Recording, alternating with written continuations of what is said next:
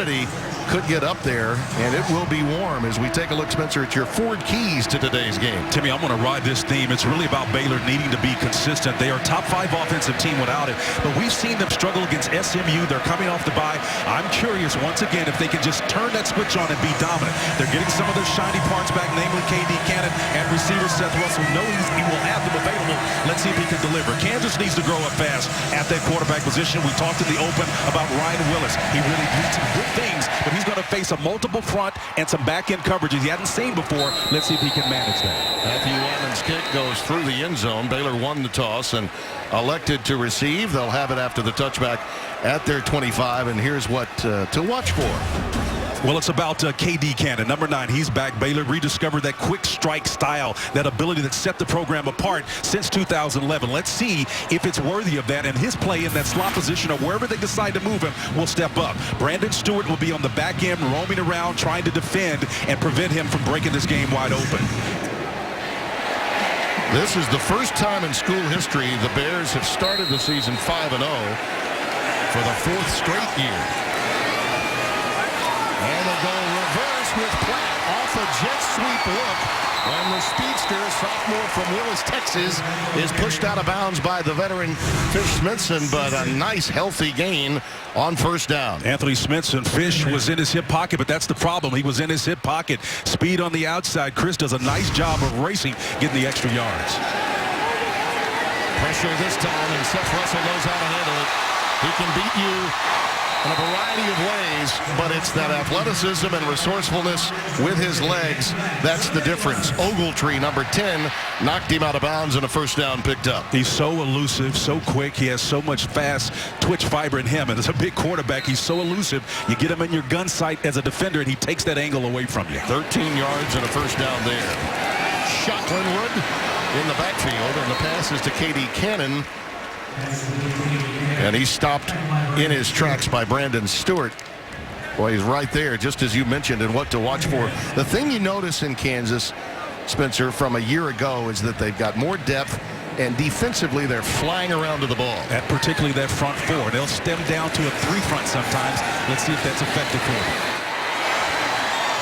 Seth just got to the line to make and slid down. I do believe he's right at the marker, and it should be a first down. He got there, but, you know, he slid down, as you said, in a hurry because there were 2 white jerseys around him. And to your point, Tim, it's that proximity to the ball that differentiates this group defensively from last year's over group. Ball now at the Kansas 43. The thing to remember about this Kansas team now is they'll go with 4-man fronts and 3-man fronts. Longtime defensive coordinator and original Jayhawk Clint Bowen, still their defensive coordinator. That pass is to Platt, and he's got it at the 36-yard line of KU. Tevin Shaw, the veteran linebacker, plays that nickel spot, making the tackle for the Jayhawks. Yeah, the senior out of Piscataway, New Jersey, was right there. And I think the point of that is you saw Seth Russell's accuracy between that zone, just nailed it. Linwood bounces outside and has room to work with. His ability to make cuts, quick stops in midstream is amazing. That's Mike Lee, the freshman who made the stop for the Jayhawks. Yeah, you talk about a game of inches. Tevin Shaw had him in his gun sights. He just missed him. But you look at his numbers against Iowa State, 25 there for 237, a career high. That was outstanding. After what happened with Oklahoma State, where he struggled to get touches. And I think the shock treatment on Shock-Linwood worked very well from his coaches. Russell gets ahead again into the red zone, down to the 15-yard line, and another first down is only a couple of yards away. Slant for Cannon, incomplete. Well defended on the quick slant by Brandon Stewart. Yeah, Stewart's going to be in his hip pocket. You got your best player and your best defender. Let's see if the Cedar Hills, Texas guy out there in the corner can shut him down. They're going to go to him early and often to try to make a play. That groin has bothered him. He missed some significant time because of it. It Cannon. Terrence Williams in the backfield, and he breaks a few tackles and gets him inside the 10 down to the 5-yard line. Mike Lee does haul him down. Now this big defensive improvement we were discussing, Spence, for the Jayhawks last year, opponents converted 49.5% of their third down conversions. This year only 32%. Let's see if they stiffen here. Make it more difficult for Williams or Linwood, whoever's toting it between the tackle slots. That time, Dorrance Armstrong, another youngster that's outstanding for this club. Got a little help from Marquise Roberts. They're really happy to have him back in the lineup today. 2nd and goal.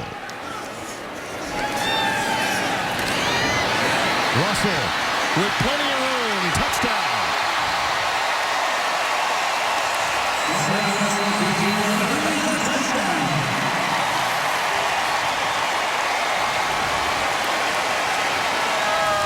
Marquise Roberts, number 5, had a chance to make this play, but again, effectively play action away.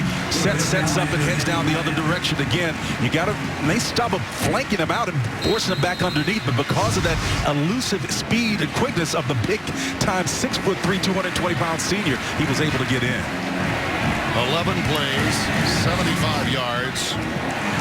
And the Callahan extra point gives the homecoming crowd a lot to cheer about here in the opening moments of this afternoon's game. Number 11, and with a bullet. And like West Virginia, who made a statement earlier today, Bears hoping to do the same. Their veteran and record-breaking quarterback gets them out early.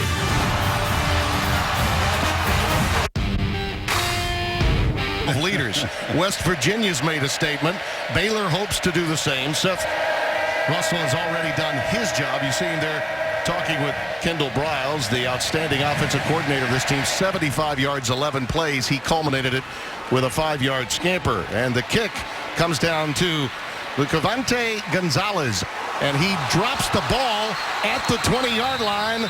Let's see if they've ruled it Baylor ball. I believe they're going to say that the Jayhawks got on top of it.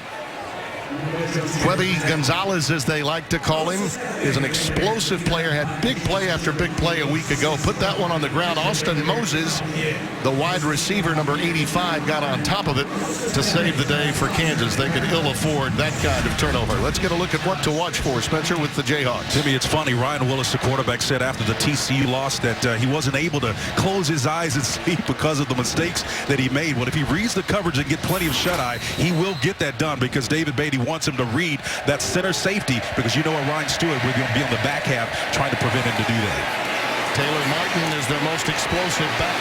And this is a Baylor team that gave up a lot of yards, 400 plus on the ground to Iowa State a couple of weeks ago. Raekwon Davis, number 19, with the stop there after a very strong gain of 8. 2nd and 2. Sophomore Willis, the quarterback who performed so admirably a week ago, albeit in defeat. Hands to Martin again. He looks to have the first down. The line to make was the 30. And it's Davis again leading the charge for the Bears. Raekwon and Patrick Levels back there as well. There was a whole gang of Bears mounted on him. But one of the things you're going to see with this Kansas Jayhawk team is the ability to affect you with their 4-wide look right now. They'll run what they call smash routes to try to keep the vertical threat available. Look for the deep thirds. They will take some shots. Quick out to Quibby Gonzalez. And Ryan Willis, we touched on him. Here's a young man that comes from quite a family. His sister Abby plays basketball at St. Louis. His dad was a football player at K-State.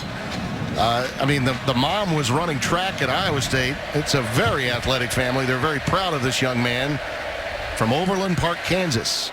And on 2nd and 7, that's a big league throw to Shaquem Barbell. And the youngster who had 13 catches last week against Gary Patterson's defense gets another first down. Well, Trayvon Blanchard, the bandit there, number 48, was right there for the defense. But as you pointed out, Tim, that's a big-time NFL caliber throw there across the field.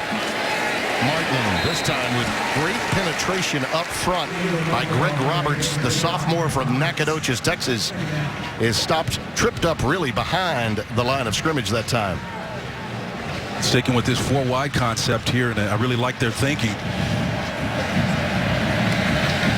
Denzel Evans, 23, is checked into the game as a running back. Khalil Herbert also in there, number 10. A very quick twitch freshman that they'll turn to from Coral Springs, Florida. On the curl pattern, it is caught. And it's down to the 45-yard line after a gain of 8 yards. Evan Fair's number 19 on the receiving end. David Beatty is going to use a lot of guys. He always does. He knows the air raid offense. Rob Likens is offensive coordinator, and Jason Phillips newly added to the staff. He had 9 staff changes from a season ago, but did hold on to his coordinators. Martin burrows ahead, looks to be just shy of the line to make, about a half-yard away. Davis with his third tackle of the first quarter for Baylor. Martin with a nice little footwork and a phone booth move there, close to the line of scrimmage, working those feet. 4th down, and they're going for it. They clearly know in this game you must score to stay in it. Got a sneaky blitzer coming off the numbers. They're going to talk about it and figure this one out. They need to check into a option play up top. Why not the push? This is legal in college football today. Matt Leinart remembers it well back in our studios in Los Angeles. Wasn't supposed to be legal when the Bush push came, but it has been legalized in college football, and the Jayhawks drive remains alive at the 42 now of Baylor. If you're wondering whether or not Kansas would have any hangover from the near miss, so far they've been methodical. They've been pushing the ball down, making the right numbers, the right calls, getting in the play, and executing accordingly. Switch route. Oh, that's picked off. Easily picked off. Ryan Reed, the veteran, takes it to the house.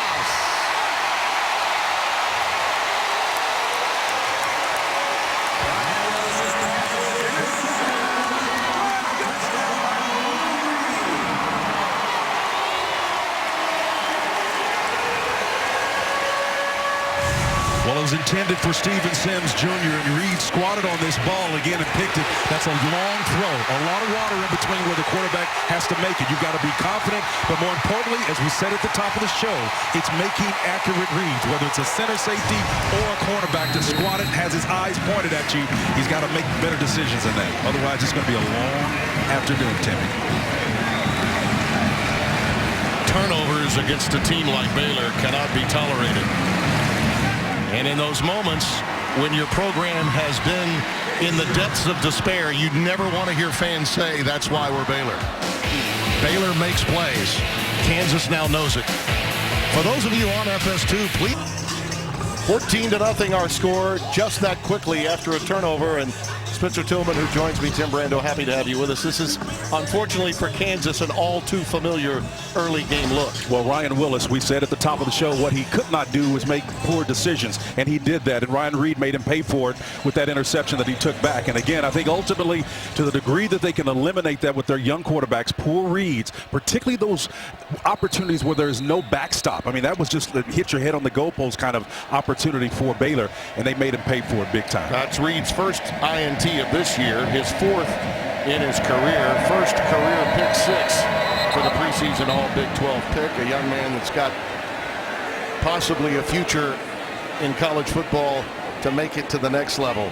Xavier Howard has been a tutor for the young man and means a great deal to him, coming from Sherman High School after having been raised in the inner city of Dallas. There you see David Beatty chatting with his young quarterback. The commitment has been made to him, and that happened really before the last game against TCU. Montel Coatsart had been sharing time with him until then. Gonzalez is back deep. It's going to be Emmanuel Moore, number 20, that brings it out, and he is hammered at the 15-yard line. Outstanding coverage again by the Bears. Only a 9-yard return as Blake Murphy, number 81. Got down there to make the tackle. Blake really put his nose in there. Those guys going to be making a name for themselves on special teams as Willis comes back out and try to get his Jayhawks flying. Can't make those mistakes where they really need it. Coach Beatty has gotten them jacked up in there, but it's not so much want to. This team, both defensively and offensively, has proven that. If you start looking at tackles for losses, all of those indicators that suggest whether or not your team is engaged, they're there. It's about decisions that they're not making on the offensive side of the ball. You have to learn to win, and you have to learn how to finish. Special team woes have certainly been a bugaboo as well after 3 missed field goals that any one of them would have made a difference against the Horned Frogs. Keon Kenner, junior college transfer. Little M. Tuxes is in the game. He gets ahead for maybe 2 yards, and that's it. KJ Smith made the stop. Well, they'll credit him with just a 1-yard gain. It's 2nd and 9. Well, K.J. Smith at that left defensive end, boy, he is so active, and he knows when he has to step up when they're in a 3-down lineman to look. There's a natural gap there in that guard spot. That's his responsibility. 3 wides to the top of your screen. Willis is sacked. Didn't see it coming, and Ira Lewis is a load. 6'3", 300. The sophomore from Lamar High in Houston, Texas. Yep, and I watched this kid play a lot. You can see him, the arm over move, and he just goes straight and gets Willis and nails him. Willis had no option there but to eat that one. Well, big Ira Lewis, number 97. He's excited about it too, Timmy. They're feeling it. They beat this team 66-7 a year ago in Lawrence, and they are smelling a quick guillotine today. Kenner tries to give them some operating room by getting to the almost the original line of scrimmage. Raekwon Davis with the tackle, and it's a punt formation now coming for Kansas. You know, so much yards right there. You can afford to drop 8 back in coverage and just have 3, and it looks like you're going to get gashed. But even if it's a sizable gain, it's typically not going to be enough before the linebackers can stop that. So once again, Kansas has to get rid of the ball. Cole Moose to punt it away. Had 4 punts for an average of 43.3 yards a week ago. That's a thing of beauty. Look at that end over end. Wow. Now it will roll dead. I think for a moment there the Jayhawks were wondering could they catch up to it before it got to the end zone, and they did. That is an 82-yard boot. Did you hear me? Oh, that's incredible, 82-yard boot. Seth Russell, though, can navigate 82 yards in a hard. Again, this drive after the 5th longest punt. Hard to believe it's that far down the list. 5th longest punt in Kansas history. 82 yards from Cole Moose. Chuck Linwood is in the backfield. And they go. Oh, a fumble in the end zone on the jet sweep. KU will have it. May score. I think they'll rule the recovery at the 1-yard line. Platt put it on the ground, and Courtney Arnick, number 28, senior from Carter High School, comes away with it. Well, if it's a forward I think they pass, may say it might have been a pass, as opposed to a handoff. Yep, they're going to say it was and it should be. Yeah, it is. Upon further review, yes, that is a shovel. So that cannot be a fumble. I allowed the officials to get to me there. Yeah, I did. It's a version of the old Utah pass, but the fact that he pushed it out, again, it's just like a push pass in basketball. That is an incomplete pass. And Kansas fans are uniting and saying, yeah, of course it is. Yeah. They're saying, yeah, of course that was not a fumble. Dana Holgerson at West Virginia reintroduced that play back in. Yeah, he did. About 3 or 4 years ago. The officials got to me there because they immediately whistled and said the ball belongs to Kansas at the 1-yard line.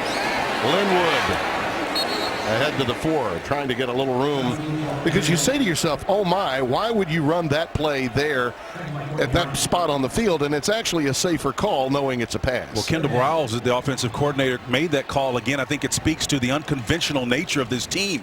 More likely to run the ball in situations where you wouldn't think they would and pass it alternately. Well, Linwood got a big hit there. Boy, Arnick lost his helmet. Mike Lee also came in there, and I believe they're short of the line to make, and will have to boot it out of there. So a break there for the Jayhawks to hold them a yard shy. Not even this offense is willing to go on 4th and 1 from their own 12-yard line. You're right about Arnick, the big senior down the road in Texas, man. 6'2", 215 pounds, the senior, bringing the load heavy. Drew Galitz will boot it away. He doesn't get too many opportunities. Only 2 punts in the game with Iowa State, but they were both boomers. Just under 45 yards he averaged that day. Quibby Gonzalez with a fair catch.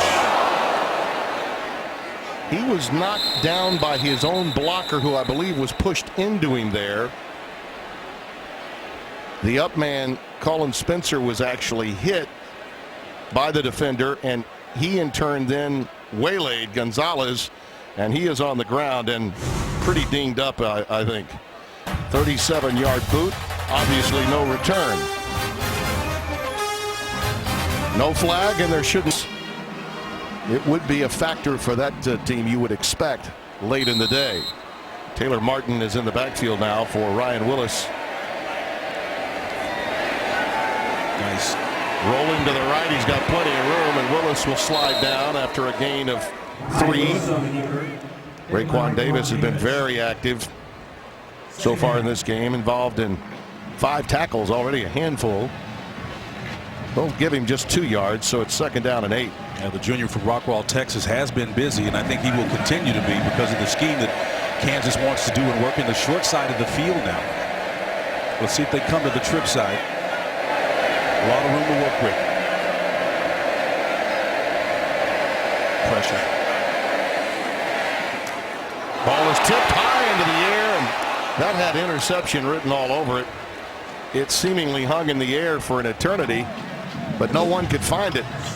Batted down at the line of scrimmage, and pressure was coming. Part of the reason you had 7 guys in that quote-unquote tackle box from tackle to tackle. Those silver gold helmets are their part. You can see Raekwon coming in, number 19, Raekwon Davis getting the hand in the face of Willis as well. Well, Roberts actually got it with the headgear. The pass went right into his helmet. That's why it bounced so highly into the air. More pressure. And a quick slant that is caught by Gonzalez. And the good news for KU is that the young man who looked to be laid out after trying to receive that punt and having his own blocker run into him makes the stop, and they're going to go for it again on 4th and 3. Love the decision. Chance was the safety was the one that made that tackle, but for his presence, the last line of defense, it's Katie bar the door. That's a score for Kansas. Gonzalez is so fast. Career high 8 catches for 131 yards. One long play where he exercised his open field capability. 3 for 7 on 4th down conversions this year. Willis looping it deep and incomplete. Markers down. They could get bailed out. Evan Fairs, 19, the wide receiver. And Graylin Arnold, number 4. He's suggesting it's offensive pass interference and a push-off. It may be. Well, there was some contact there. Both of them were fighting for it. Pass interference. Number 19 of the offense. That penalty's declined. Ball goes over on downs. I'm curious as to the call, Spencer, with that down and distance, why you would run that particular route and try to make a big play. Well, you probably just want to take a shot down stairs. I mean, I don't really fault him for it. It's an aggressive move. There's no question about it, Timmy, but I think they want to send a signal early that they've got confidence in their full array of plays, and more importantly, the skill set of the players playing those positions. Well, that's a good call. It's pass interference on Fairs, no doubt about it. I think you got to go and try to move the chains and keep the drive alive. Giving Baylor a 42-yard line to scrimmage from, already down 14. I don't know if I like that call. If you're going to go for it, move the chains. Williams ahead for a couple. It's a defensive front, Spencer, that's been looking so good. Davis 99, Daniel Wise 96, and certainly Dorrance Armstrong really done well for Clint Bowen. He glowed about that group when he spoke to us earlier this week. Damani Mosby is another one in there as well, chasing on the backside there in the 13. Beautiful pass and catch. Lynx Hawthorne on the receiving end, and the first down all the way to the 32 of KU. Yeah, but that's that front 4. Tim, just to kind of wrap up that last point you were making about the questionable call. Look, I think confidence comes from demonstrated ability, and what Coach Beatty has seen from his offense all week long is what he's got to go with in game situations. There was a bump, but I think it was an inconsequential one between Zamaro and Courtney Arnick, number 28. It goes incomplete, so it's 2nd and 10. I hear you. I do. But this is a team that hasn't won on the road in 40 tries. And you're suggesting that they behave like one. Yeah. And I'm just saying just the opposite. Yeah, Seth Russell inside the 30 to the 26. Yes, I'm suggesting there's a reason for that. Fish Smithson made the stop at the 26-yard line. 3rd down and 4 coming up. You know, your point's well taken, Tim. I just think sometimes when you're asking your team to be something that the record does not reflect, they've just won one game in almost a year and a half now. Start acting, walking, and talking like what you want to be. And I think that's a calculated risk, a risk. You are correct there, but I think it's calculated. I'm with you. And it won't be the last time I disagree with you. I'm shocked at that. Play fake to Williams, looping it long for Platt. Oh, he got turned around, looked over the wrong shoulder, It was clearly going to be a back shoulder throw, and Chris didn't pick up on that and didn't find it in the air until it was too late. Well, it's tough to kind of relocate balls working in that slot position. He saw it was over his shoulder. Black turned the opposite direction, just could not locate it. He had plenty of room to work with. He did. Which you will have in that slot position. I love the little skinny post route.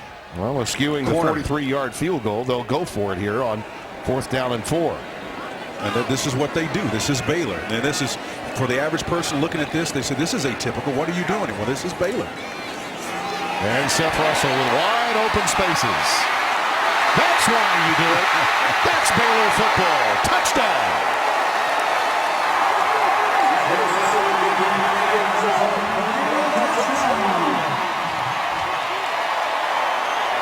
Timmy, in our meetings, we asked Seth Russell, said, how many people get confused and think you guys are a passing team? He smiled and grinned. This is one of the reasons why they're not a passing team. This is a design run call by the quarterback. And again, showing no ill effects of the neck injury, no fear or concern if your Bryles making the call. I think KD did a nice job of putting him in a position to make a great play. And with the speed and elusiveness of the big guy, Russell put it in for the score. Callahan for the extra point. This drive, 6 plays, 58 yards, 133 off the clock. Well, Clint Bowen asked his team, you think if Baylor is a passing team, raise your hand. About 70% of the guys did. He said, well, guess what? This is what they do. And they do it about as well or better than anyone. Back to class goes Kansas, trailing 21-0. During the summer, after a mission trip, learning of the circumstances that the program would face with all the issues off the field, they are living on Baylor Island right now, just trying to win games in advance. Kick comes down to Quevy Gonzalez. You see with the marker down. And we'll check on the flag with the ball up at the 25-yard line after the return by Gonzalez.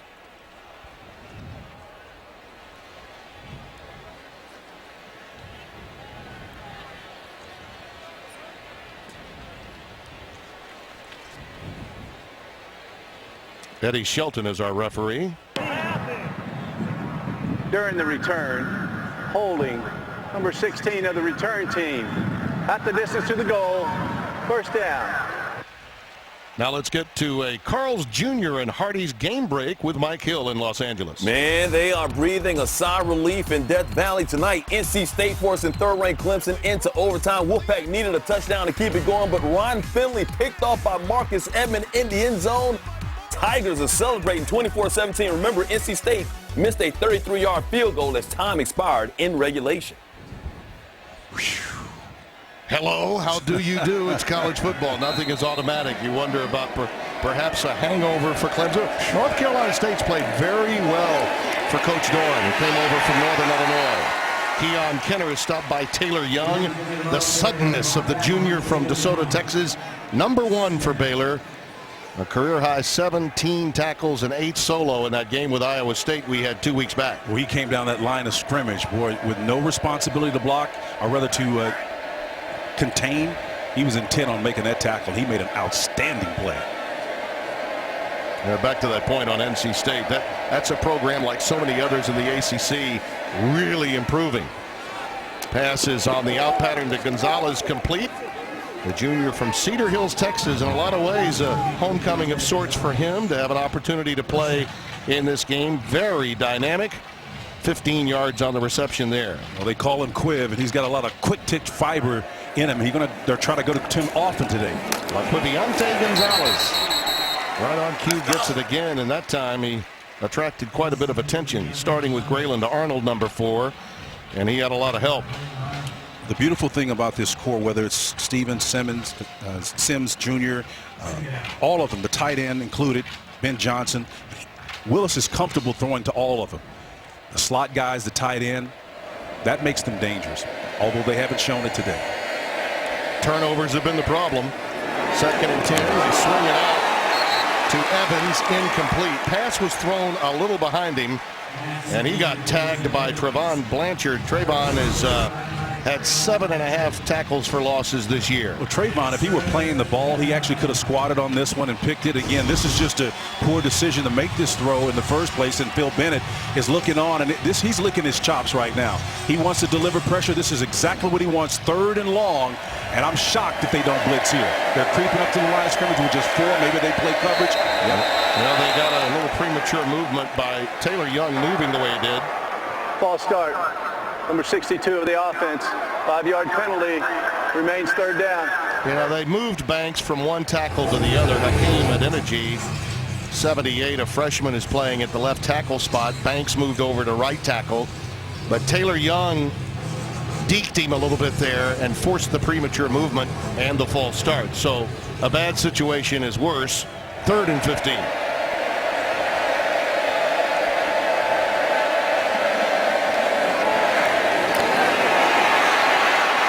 Gets away from pressure and is hammered about a yard shy of the line of scrimmage. Raekwon Davis gets him at the 21-yard line, and they're 0 for 4 on 3rd down conversion opportunities today. Yeah, Jamie Jacobs worked him out of that pocket again with pressure from his left side. Our right side, as we're looking at it, and forced that one.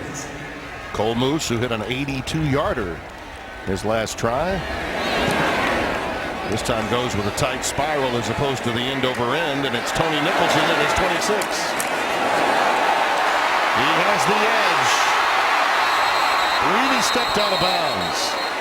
His own momentum carried him out of bounds at the 44-yard line. That's where the Bears will take over. Well, coming up next, the National League Championship Series begins. It's the Dodgers facing Chicago. Wiki had 3, most by a Kansas player since Jamie Holt in the 2008 Insight Bowl. Ross is an interesting story because the guy didn't really start playing football until late, but he's been producing like he's been a regular starter. Jermichael Hasty in the game. Coming out of the backfield. That time Russell just unloads it as he got some serious heat from Dorrance Armstrong, number 2. Yeah, E.C. Halani is also in there, number 6. Boy, he's a heavy body in there, 6'3", 325 pounds. Watch E.C. gets in there after the rip technique. Armstrong got there first, but E.C. was there to make sure he doesn't escape. 2nd down and 10. Ball is tipped into the air. They were looking to find the tight end, and it fell incomplete. Tecklenburg, 88, the redshirt freshman, the intended receiver, and he's down on the ground. Tecklenburg is working out here. A nice little hook look-in route. Got a little pop there, but the ball was clearly deflected out of the hand. And Marquise Roberts deflected it. That's a tough one. That's a rib Number shot 5. there. Yeah, he did take a rib shot.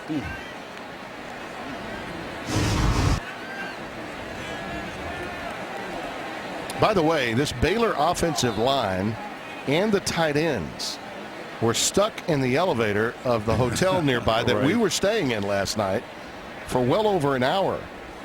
Nearby Hilton Hotel, which is about a mile or so from the stadium. And I think you see nothing but offensive linemen and the tight end. I'm guessing no one on the offensive line was less than 300 pounds. I'm going to suggest that they get stuck in elevators from the rest of the season now, because it hadn't affected their offensive performance. They didn't get to the 2nd floor, and it took a while for security to work it out. I ran into one of the O-line coaches today, and he says, well, if we have a great day today, we're going to consider a few things. Imagine being locked up in a place with 7 guys. The lightest is 6'5", 310 pounds. Yeah. That's crazy. I thought I was done with all my prep for this game until that happened.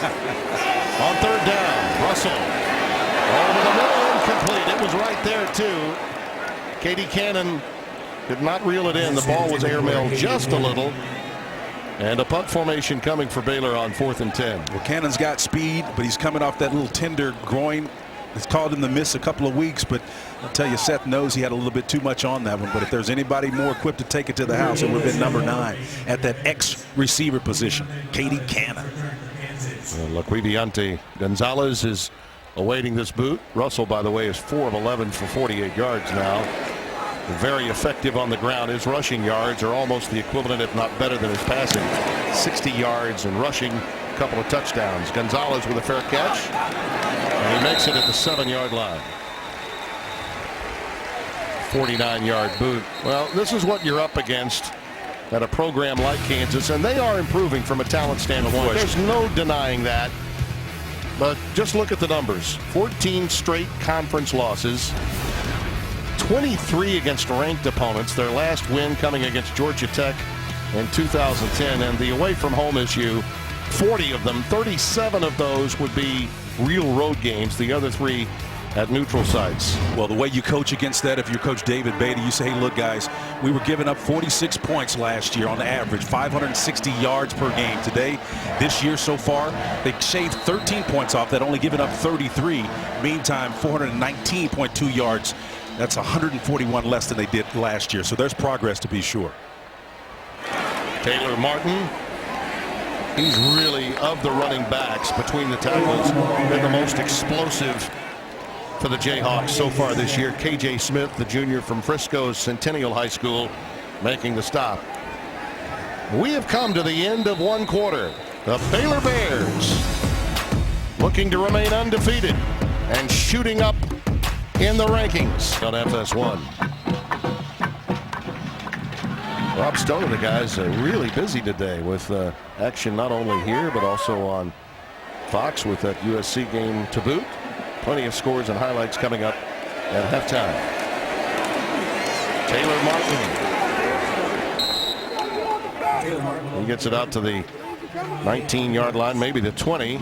It's a first down. Avion Edwards, number 20, made the stop. We had a chance to visit with that young man yesterday.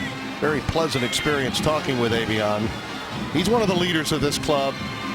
And when pressed on the circumstances they faced, Spencer, you could really tell there's resolve with this team, especially the veteran players. Well, there's no question about him. He's the leader on that back seven. I mean, he's that front seven, rather. I think he's the type of player that gives you a sense of confidence if you're Phil Bennett, that they're in good hands. All of the white noise that's taking place off the football field can be distracting, but his maturity, his age, and his sense of a big picture is what really gives him comfort. Davis stops Gonzalez for a loss. Back to the 12-yard line. These little swings and hitches out to the edge are not working against the speed of this Baylor front seven, Spencer. They are absolutely sniffing out everything Kansas does when using the width of the field. Well, they really are doing a great job, whether it's the corners or it's levels at outside linebacker number 21. They've just really deployed some of their best assets and matched up personnel-wise with Kansas to neutralize all of their assets. Herbert and Denzel Evans had come into the game, and Kansas will take a timeout. Field position has not been a strength, and when it has been, questionable play calling has hurt. Now, we had a long visit yesterday with Seth Russell, Avion Edwards, Coach Grobe, and Phil Bennett even at the walkthrough. I get the feeling that this Baylor team is just living in the moment. Yeah. And they're on an island, and they know that with each passing week, the more they win, the more scrutiny they'll have. That's a great example, because they're like little archipelagos, little islands, man. Yeah. They're kind of sequestered away. Yeah. And I think to be effective, they have to be. But the problem is there's the outside perception. And again, as you and I have talked often about off camera, the more successful this team becomes, the more difficult operating that way is going to be. And here's the issue for Willis. A lot of pressure and unable to get rid of it. Last week against TCU, you can make a case that the last field goal miss would have been made had it not been for an unfortunate sack that Willis absorbed. And here again is another problem. This and turnovers have been the issue. It was a crazy thing about this was the pressure. It was actually a four-man front, and again they did it with a combination of big and little personnel. It wasn't three heavy down linemen like you would expect down here. So again, Phil Bennett is dialing up some unique, very creative pressure. This is the best start once again down here. Yeah, this is the best start, Spence, defensively that Baylor's had all year. Yep. They've given up a lot of yards in opening quarters. And on 3rd and 22, they give it to Martin to Taylor try Young. to. Young's all over the place, boy. number one. The quickness of those outside linebackers has been fantastic through the course of the early going here. And that last play by Taylor Young, I mean, he had a career-high 17 tackles, 8 solo last versus Iowa State. He came underneath all of his responsibility in that last play and just made an outstanding effort to deny Kansas. Nicholson awaits the boot from Cole Moose. Has it in midfield. Look out. He does manage the 35-yard line of the Jayhawks. So a 42-yard boot and a 14-yard return. And a shorter field for these Baylor Bears, man, who are prowling right now. And again, I think the only thing we haven't seen that we talked about in the open is them unhinch KD Cannon at that slot position, but they haven't needed to, in part because of what Ryan Willis, the quarterback for Kansas, has gifted them with the interception. And then Russell has run one in for himself and then found some other options. Well, they have had a couple of punts, but they did score defensively to go with it. That's why the lead is 21. Ball is at the 37-yard line. And if you were David Beatty, this is your worst nightmare. Surrendering the football to Baylor on this side of the field again. Platt gets it inside the 30 to the 29-yard line. Yeah, you can just see Damani Mosby, number 13, the defensive end, the left defensive end, and Platt just ran by him like he was standing still. That's something we haven't seen when Kansas has been on this near double-digit tackle for loss run they've been on. Looking for Cannon in the corner. Overshot him. Just needed a little more air underneath that one. Brandon Stewart was there to provide the coverage. A little more air, right, Spence? Yep, just a little more. Nice soft cushion, but you can see Brandon Stewart turns and just bails it. I mean, he's in his hip pocket, and you've got a great opportunity to hit your quarterback just beyond the outstretched arms. Nothing Stewart could do about that one. Chuck Linwood has come back into the game. Third down, a yard to go.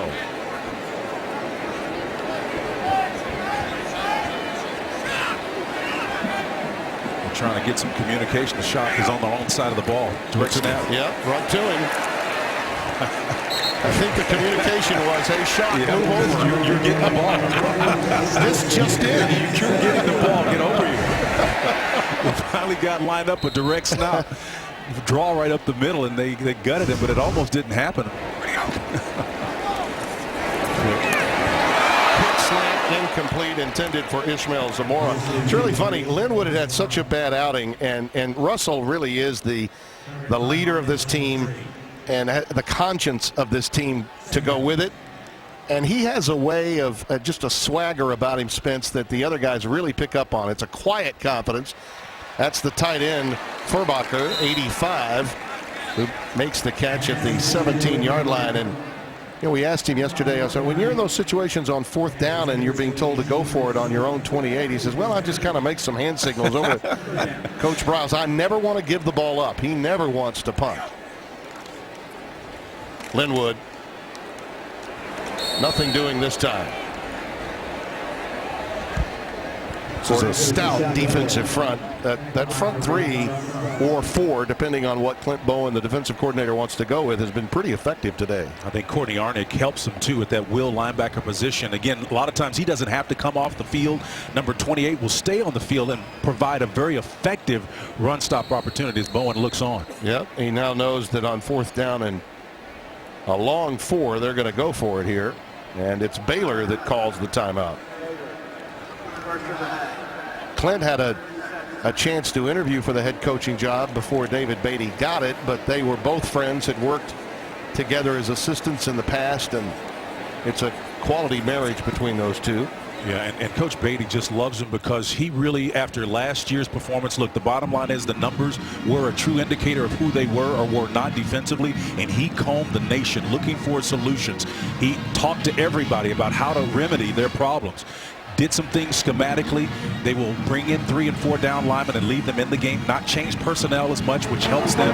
And it settles the players down, because when you want to make changes with your scheme, you first of all want to make sure your guys can absorb that knowledge base. And if they can, you can get them comfortable. If you get them comfortable, you can get them productive.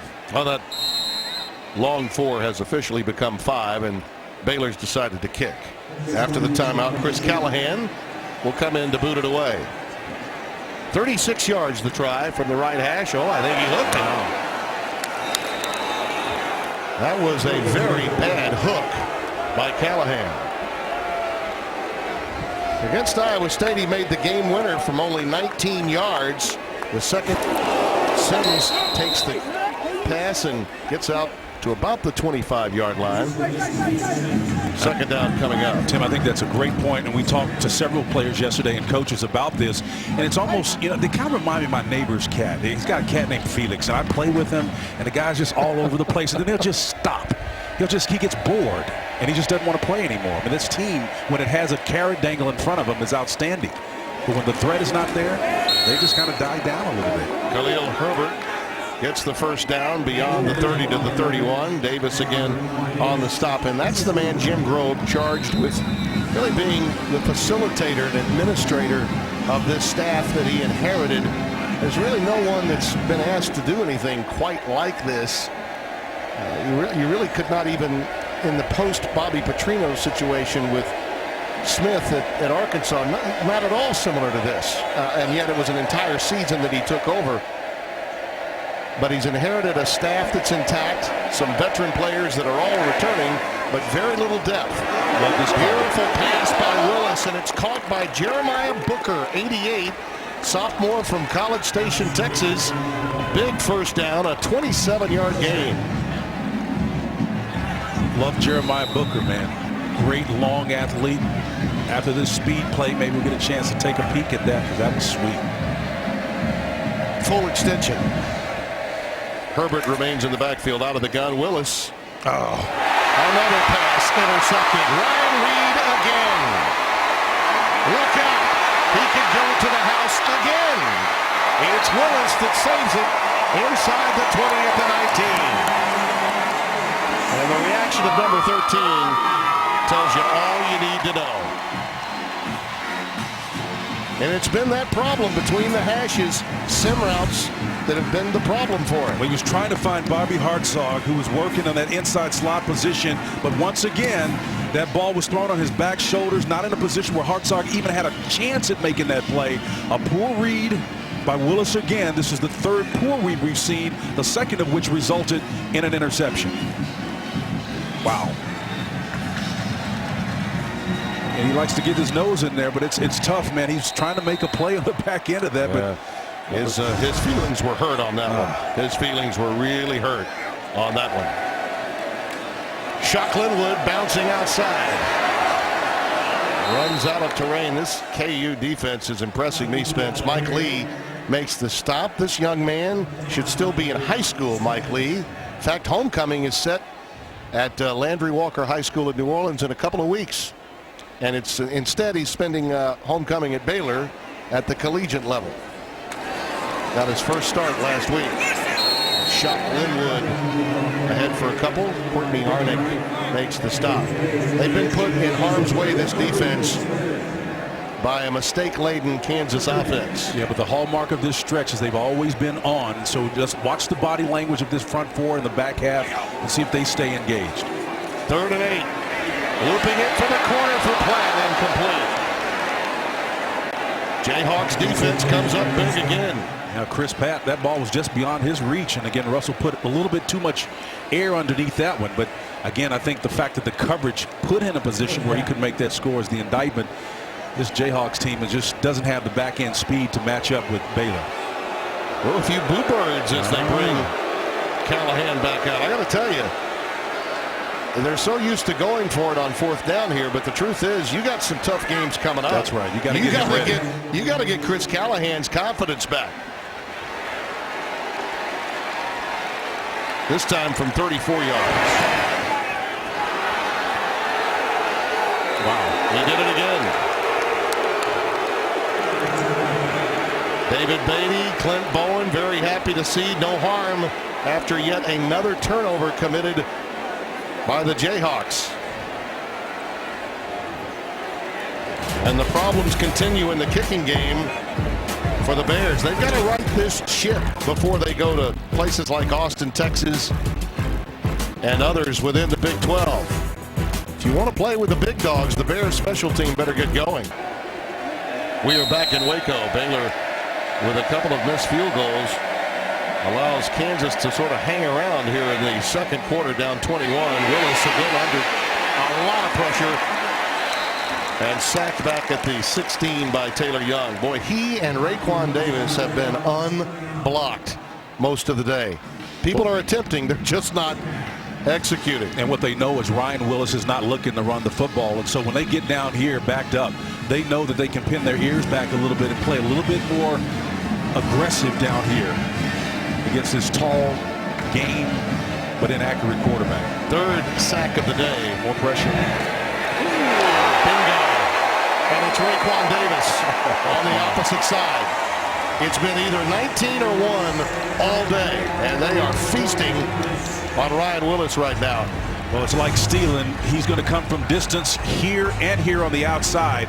That inside shot got him because Ryan's eyes were fixed on the front side of the field. Raekwon Davis, boy, came hell-bent for election on that one and just nailed it. You know, last week was the first time Montel Kotsar did not play. Third down and 20. They are showing a lot of confidence in this sophomore from Overland Park, who did perform admirably a week ago for the most part, but it's been far from a clean game. On the quick slant, Bobby Hartzog gets it out to the 18-yard line, but it won't be nearly enough for a first down, so they'll have to punt again. Kotsar does have a little more dual threat capability, but he's been nicked up, banged up, injured. He had a bad shoulder surgery last year. And I think that maybe it's time for them to have direct leadership, and they've settled on Willis. Well, Kotsar could be that guy because he went through a stretch where he had 126 straight passes without an interception. That was back in 2015. So he's demonstrated that he can be that guy, but he's got to be healthy, and I think he's still a little bit dinged up. A 41-yard boot. Baylor will again have quality field position, but they've been their own worst enemy of late.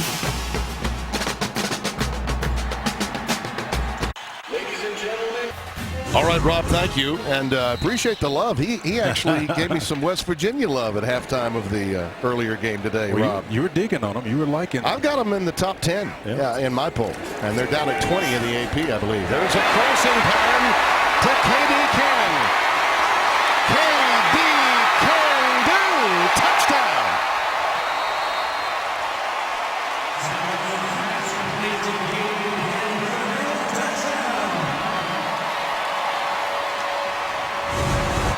Well, against Rice, he had 9 catches for 213 yards. Here's some of the explosiveness since he's been sidelined with that groin injury in open space. This is what makes number 9 so dangerous. After he gets the ball seated in his hands, he can create separation on the front end, and he can pay it off on the back end, and Russell's digging it. So I've got my man, KD, back. That cannon is hot. Oh, nice. Seth Russell had 54 yards passing on the day before that completion. Cannon just got him 59 on one play. He was the next guy. Coleman gone, Cannon in.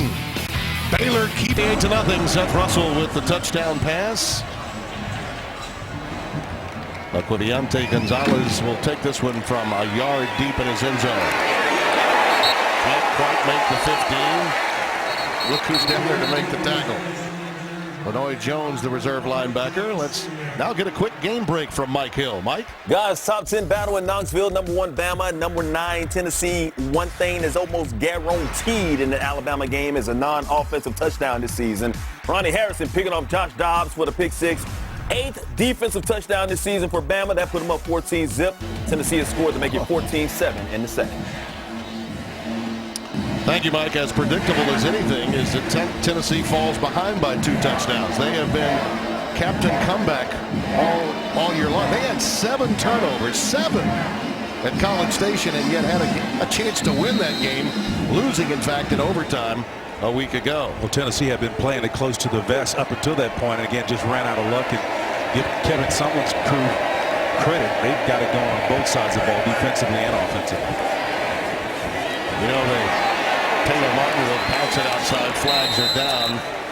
Years ago, it was the grandest broadcaster of all time, Keith Jackson, that called that one the leaves begin to turn game. Yes, that's right. General Robert Nealon said, on the 3rd Saturday of October, when the leaves begin to turn, the boys become men in college football. Holding. 78 of the offense. At the distance of the goal. Replay first down. Here in Waco this time of year, we're a long way from the leaves turning. It's warm, it's scorching, and we've got a lot of green next to the Brazos. And a lot of green now in front of David Beatty's team now with 93 yards in front of them, and that's the Brazos River. This is just a beautiful facility. The architectural design here was second to none. It's like a mini version of a lot of NFL stadiums you'd be in, like a Baltimore Ravens, by example. It is wide open, and it gives you really that feel in that space. It's an excellent place to view a game and to experience one. And the job they did in terms of taking care of the press corps is outstanding. They built this thing with television in mind. We have a snap problem. I believe we may have. Issues for Joe Gibson, the center, that Baylor come away with it. They may have. Ira Lewis was all over it, man. He had the arm over move, number 97, and he got in there in a hurry, and it looks like Baylor's going to get it. Ira Lewis. Boy, when misery loves company, it hit him in the buttocks. Ouch. Oh, the derriere got in the way.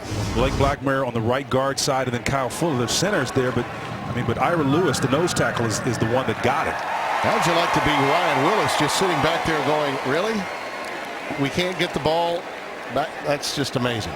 Wow. Third Kansas turnover, and that one, I've never seen one quite like that.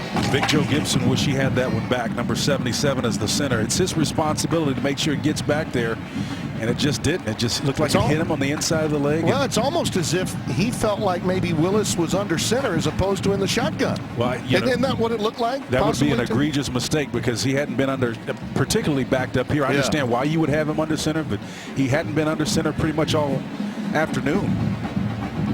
Wow. It's a huge mistake. Yeah. I mean, that's the kind of thing that it's one thing for a team to just have more athleticism than you, but when you start to self-destruct, that's what Kansas could not afford to happen. Eyes are wide open, and the meltdown is officially underway, and the Jayhawks are forced to call a defensive timeout.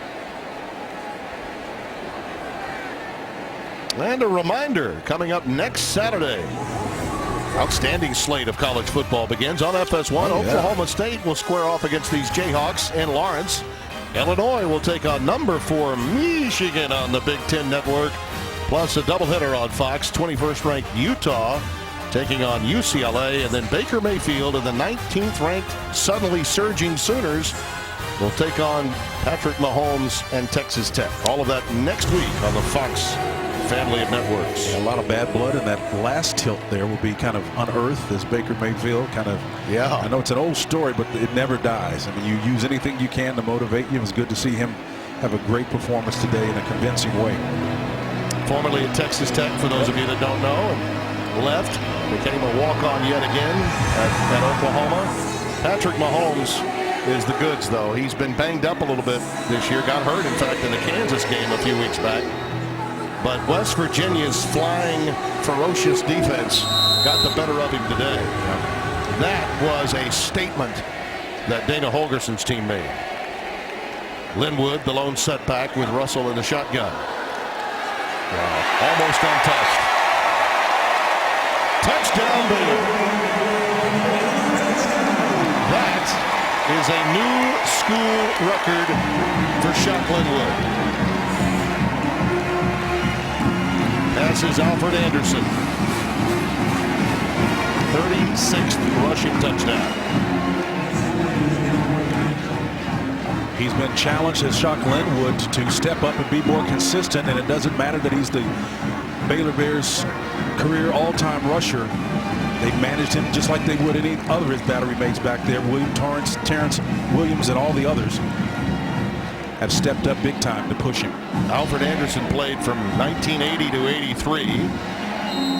They had some great years in the 70s and 80s under Grant Taft. Later became the head of the American Football Coaches Association, and Callahan with the extra point. In fact, it was Taft who decided the man to call was Jim Grove, given all of the circumstances off the field, to restore what was happening on. And right now, Baylor's done just that. Viagra single packs. So guys with ED can take Viagra when they... 5-0 with 5 and change remaining in the opening half. A lot for Rob Stone to discuss and decipher with our studio crew coming up. Gonzalez this time will take a knee. Well, we touched on Shock Linwood. His first career touchdown came against Wofford 3 years ago. Who knew then that he would soon pass Walter Abercrombie for the career yardage mark? He did that 2 weeks ago against Iowa State on FS1, and today he passes Alfred Anderson, 36th touchdown. It only took 3 years, huh? Not bad. And you know what? Not without a lot of competition, too. Yeah, a lot of ebb and flow in that whole process. We talked about how he's been pushed. Before that career game of 237 against Iowa State a week ago, it was 2 carries for 4 yards prior to that, and it just goes to show you it's not always easy to gain yards in this conference. Denzel Evans on first down gets it ahead for a couple of yards, and that's about it. Well, the thing that you notice is, Jermichael Hasty's got some size about him. He's, for only 5'9", he's strong, in the midsection. Terrence Williams is an outstanding runner too at 6'2", 225. So getting him touches was not going to be as easy this year, even though this is not a Baylor team known for its depth. They do have quite a bit of it at running back and wide receiver. They can absorb some losses at those positions. That pass is incomplete with a marker down. Gonzalez, the intended receiver. Hasty and Williams are complementary backs. They have contrasting styles, and I just got to believe that if you had your choice. Holding. Number 21 of the defense. 10-yard penalty. Automatic first down.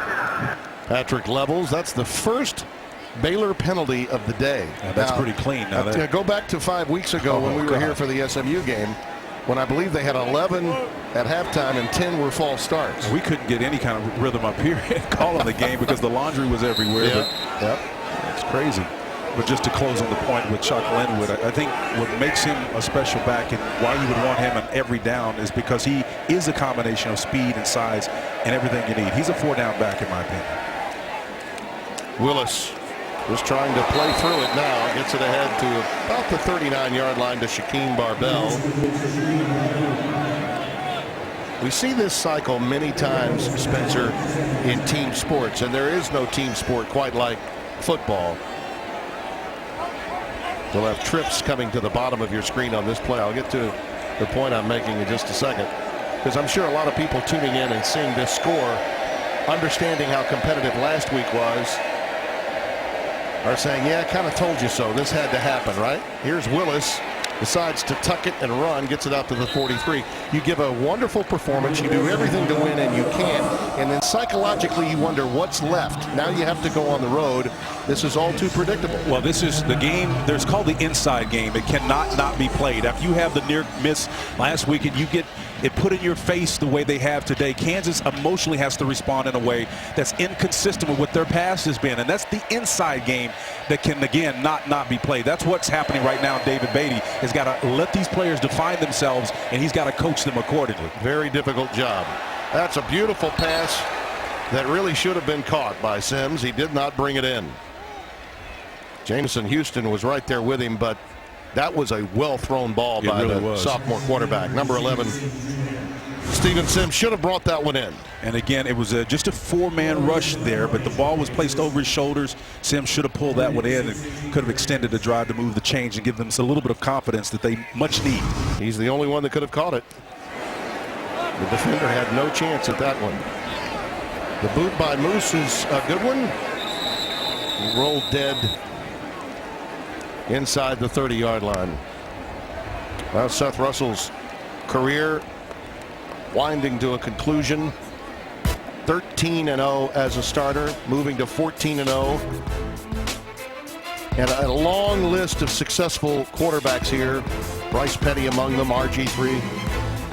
I think the numbers for him in the passing game, Spencer, would be greater if it weren't for the fact that he has such innate ability to run the football. And he'll utilize that at a moment's notice. Yeah, I think the irony, though, if you go back early in his career, he actually had committed to Kansas early on. That's right.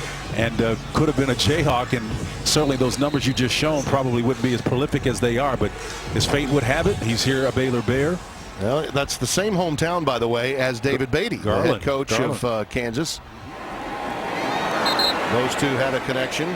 Beatty, of course, had been an assistant coach before leaving and returning as head coach. Zamora, the intended receiver, and it'll be 2nd down and 10. Yeah, Turner Gill was the then head coach at Kansas, and that's how, and he was on, Beatty was on Turner Gill's staff. That's right. That's how the connection came, going back to Garland, Texas. And when that happened, Weiss came on board, Charlie Weiss, and Seth decided to go elsewhere. Platt's pass, a little bit airborne, a little too high for him that time. Seth not on the mark with a couple of his passes today. 6 of 18, 113. 59 for a touchdown, obviously, to Cannon. Well, it was just a little check down route, and then because of the read, he continued on. And I think that lack of connection and communication between the inside receiver Platt and the quarterback, Seth Russell, caused that confusion there. 3rd down and 10. Pressure off the edge.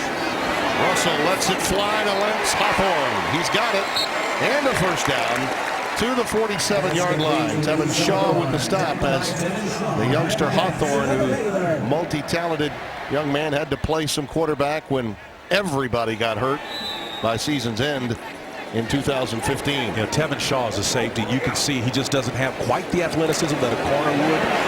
Just stay closer. Jet sweep to Hawthorne, and he's ushered out at the 49.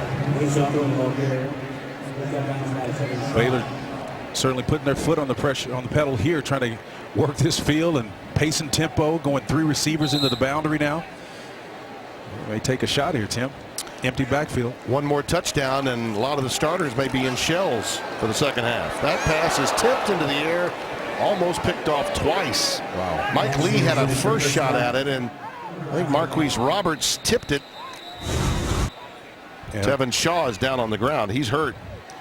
Well, he threw it into single coverage. It was man across the board, man under, single, high safety, or 0 coverage. There was actually no safety behind it. Ball was just tipped. And Mike Lee, the young man that had that opportunity. And Seth also got hit on that play, so they're checking on him a little. As from the backside, Daniel Wise, the nose, the sophomore from Louisville, Texas, got him. It's 290 pounds right there, and as Shaw comes off the field.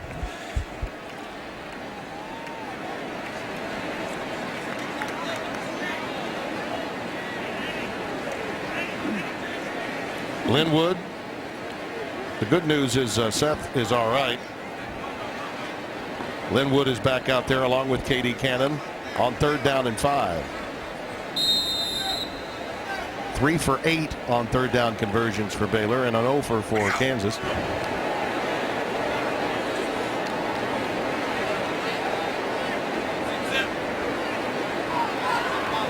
Impressed by this student body. They haven't left for homecoming yet. Linwood pops it. Look out. 1st down at the 35-yard line. And again, it's Lee.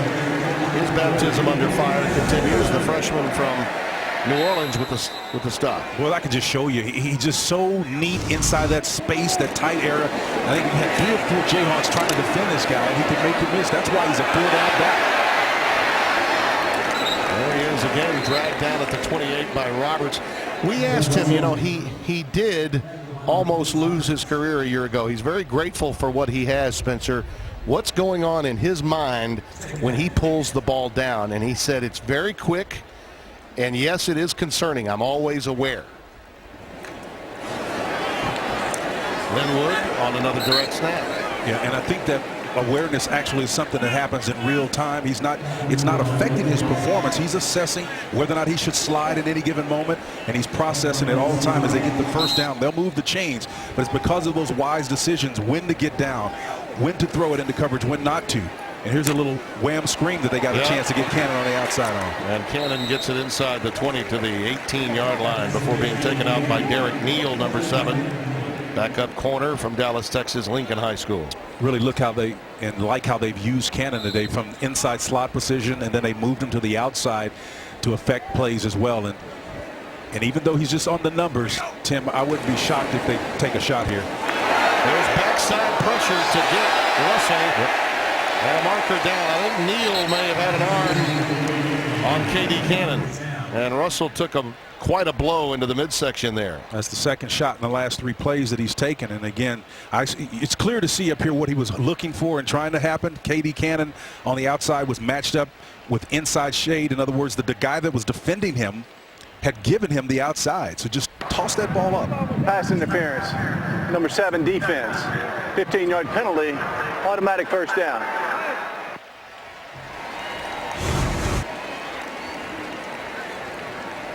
He had him hooked right there. Had that right hand. And here's the hit on Seth here. Just nails him right there in the back, and it's Bryce. You got to get Seth Russell to halftime and then bring in Zach Smith, right? Just get to halftime and let this kid sit out the rest of the way. Into the corner, it's Cannon, it's touchdown. It's Zamora. Ishmael Zamora, number 8, has the touchdown grab.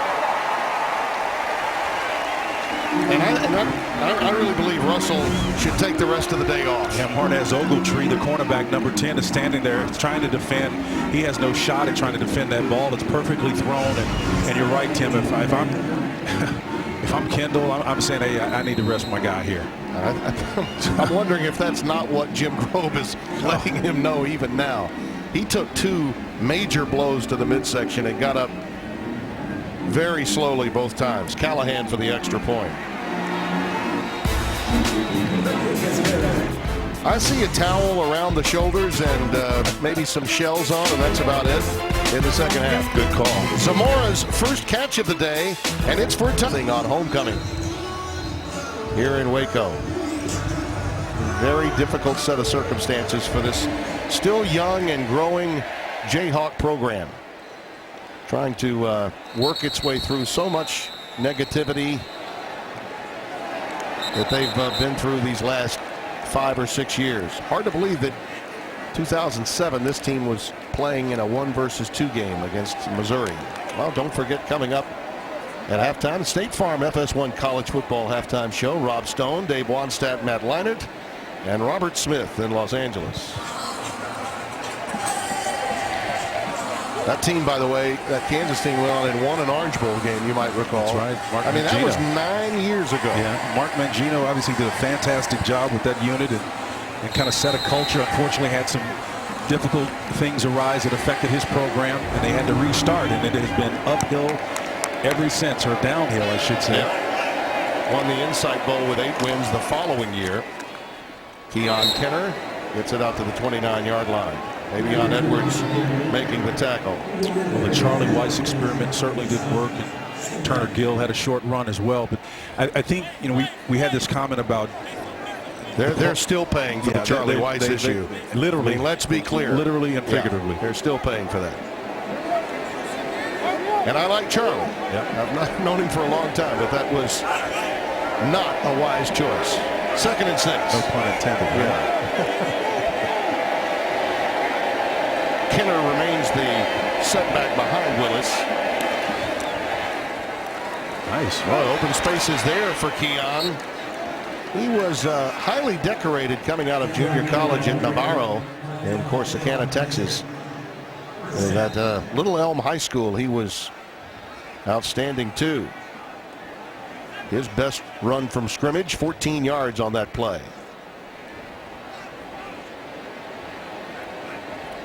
From the 43, Ryan Willis on the streak route looking for Sims. Not there. Sims didn't have a shot at that one. The sun might have been part of it. The ball was way overthrown of his head and had no shot.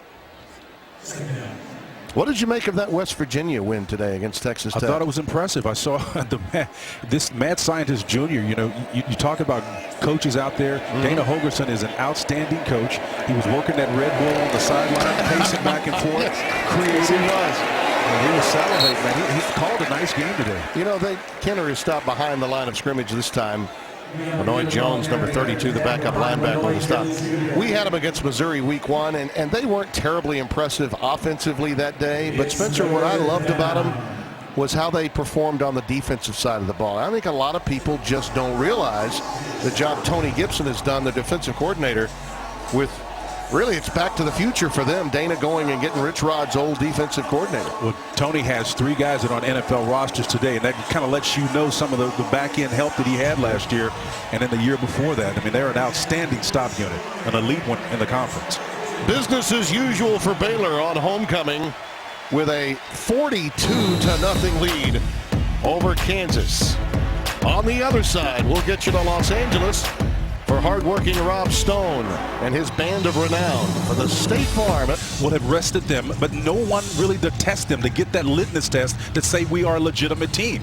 And but for the fact that Kansas had the outstanding performance last week against TCU, if you wipe that away from the slate, what do you know more about this Baylor team in light of that than you did before this game? Oh, Not I'm much. with you there. I'm with you there. But my suggestion to you, though, is that where they're poised in the standings they're now, in a great position, versus when the committee starts putting out their own standings, they are going to be a very quiet, undefeated well into November. That's Emmanuel Moore bringing it out to the 15-yard line. There's no question West Virginia deserves to be ranked higher than Baylor right now. There you go. That's I mean, my Baylor point, came brother. in at 11 and West Virginia 20. I've got them number 9. I do a top 10 every week, and the Fox 4 poll we both vote in.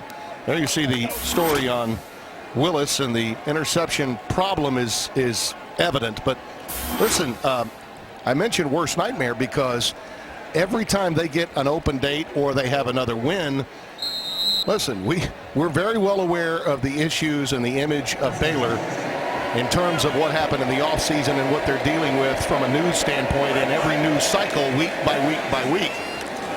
Moore will be out there, and we talked with their athletic director, a wonderful guy who came over from Missouri, Matt Rhodes. He's aware of it. Jim Grobe is aware of it. And this team, more importantly, is aware of it. Well, I would be very disappointed if that impacted them in terms of the product, in terms of how people vote on the field. What I do believe will happen is that the scrutiny will increase based on what's happening off the field, and that may impact their physical performance. But in terms of how the outside folks that are voting judge them, I'll just let their talking be done on the football field and keep on that. Keon Kenner gets it out to the 34. Bill Hancock, the executive director of the College Football Playoff Committee, is on record that the committee's job is to find the best 4 teams from what they witness on the playing field, period. Another interception along the sidelines, taken out of there by Orion Stewart. And he's a guy you expected today could have a number of INTs because of the way things have been going for Willis through the course of the year. That pass intended for Sims. 4th turnover now, the 3rd Willis interception. That's why I call him Orion the Hunter. He's standing back there in that constellation, that secondary, looking for something that he can pluck out of the air. Did a nice job of catching that on the tips of his hand. The 6'2", 205-pound senior out of Waco, Texas. It's his home cooking as Willis takes a shot there again. I mean, they're bringing it from all angles. That's Greg Roberts, the right defensive end, that put pressure on him there to kind of usher that interception in. 7 interceptions for Willis this year, 11 for the Jayhawks. And as we suspected at the end of the drive, Jim Grobe was talking to Seth Russell to close the second quarter, and his day is in fact done. Zach Smith, the freshman from Grandview, Texas, has come in to play quarterback here in the second half. That's a wise choice, and I suspect the pace will slow down a little bit, but the game should be quicker, and I know you appreciate that. I have no plane to catch today, Spence. Back shoulder throw is incomplete, intended for Blake Lynch, number 2. A lot of quality games I want to see later tonight, but I've got no plane to catch. So I know you love what you do. So 2nd and 10. Terrence Williams is the setback. Quick screen out to Pooh Strickland. You're the chance of Pooh out there. And Pooh, the ball's been spread around, but Pooh hadn't been on the receiving end of much of them. No, he's a youngster from right here in Waco, played at Midway High School. Well, Seth did come out with pads on. I'm a little surprised. I thought maybe he'd be down to shells or maybe even with the pads off, but they're going to keep him on. 3rd direct snap of the day. This one to Terrence Williams. I think he's got a first down. Yep. You know, a lot of times when you see guys, whether it's wildcat or direct snaps, you're wondering if they're setting up something down the road. And I think when you look at this scoreboard here, it would suggest otherwise. And you know, you can't really take it that seriously, but it's on tape and you got to honor it. So it's something to think about.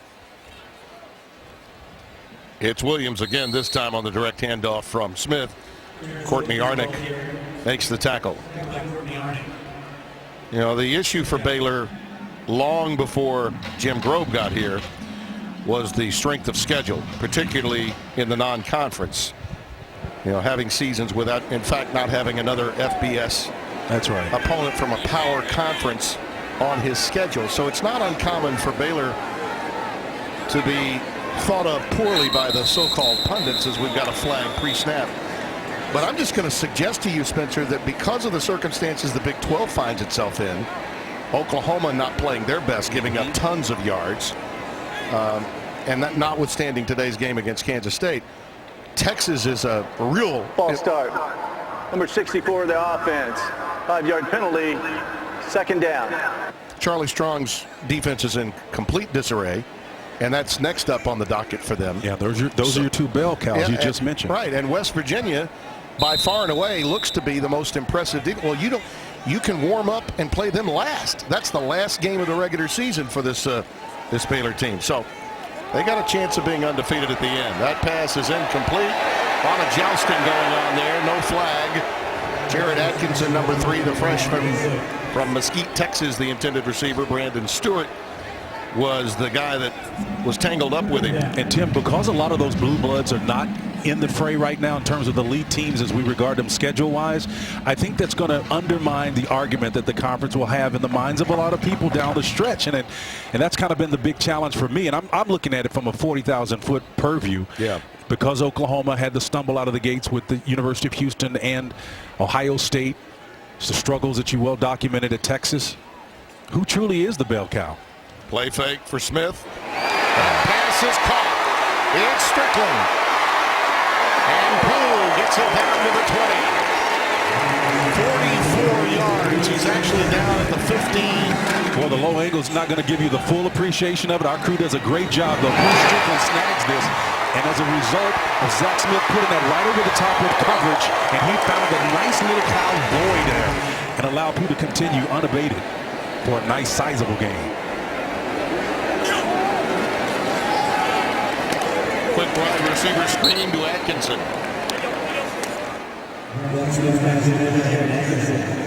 And again, here's another opportunity where you can see this is the soft coverage portion of the field where Zach is going to take advantage of it. The little read pulls the linebackers up, and he finds it right over the top. I mean, that's outstanding read and coverage, and the little mesh point is what caused the linebacker to step up to create that void. That's a well-designed play. Excellent execution. Williams burrows to about the 10. You know, Strickland, another one of those really highly thought of burners from right here in Waco, Texas, who destined to come to Baylor and did so even with everything that was going on. Ben Hicks, the starting quarterback at SMU, was his QB. We had prepped with him at Midway. In fact, they played a huge state playoff game in this very stadium. First high school game that was ever played inside this stadium Pooh was part of with Ben, who's playing for Chad Morris, who ironically also coached at Stevensville, where Art Briles made his big name. Terrence Williams, touchdown.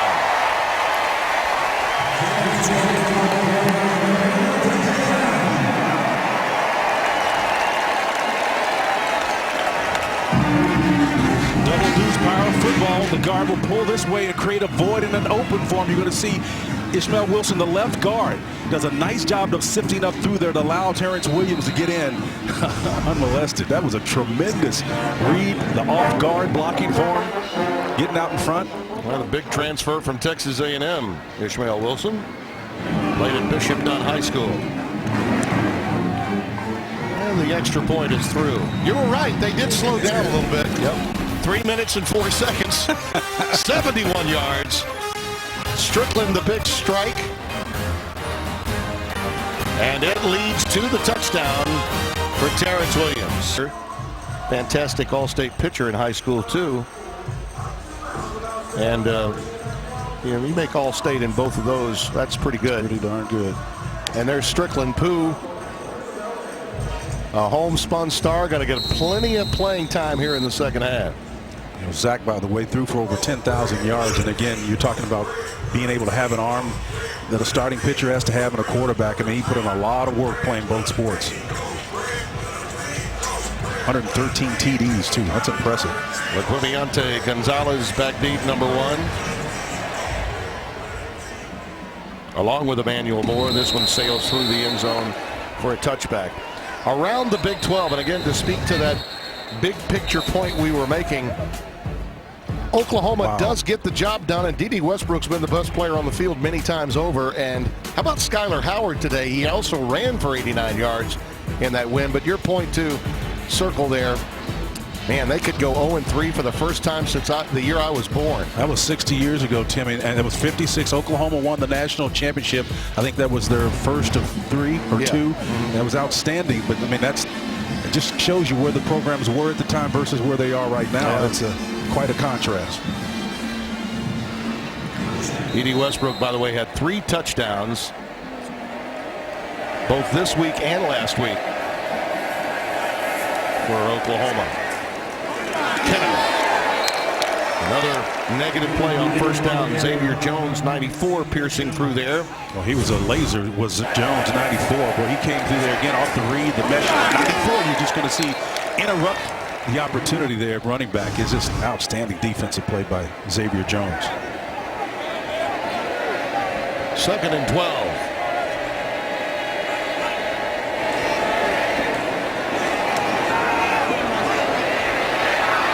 Pass incomplete, intended for Bobby Hartzog, who had to become a defender that time. Tion Wright had a better chance at receiving it. With a marker thrown where it is, it might be offensive pass interference because he was trying to break that one up. Although I do see a flag near the line of scrimmage too, so we'll wait. Illegal formation. 5 men in the backfield offense. That penalty's declined. 3rd down. You see the jousting at the end of this play here. A lot of contact, but Hartzog had to do that. Yeah. Well, he had his left arm hooked on the inside. Yes, he did. Yes, he did. That's what got him there. Right. You could have made a case that was offensive pass interference that they got away with. So an illegal formation, and it's 3rd down and 12.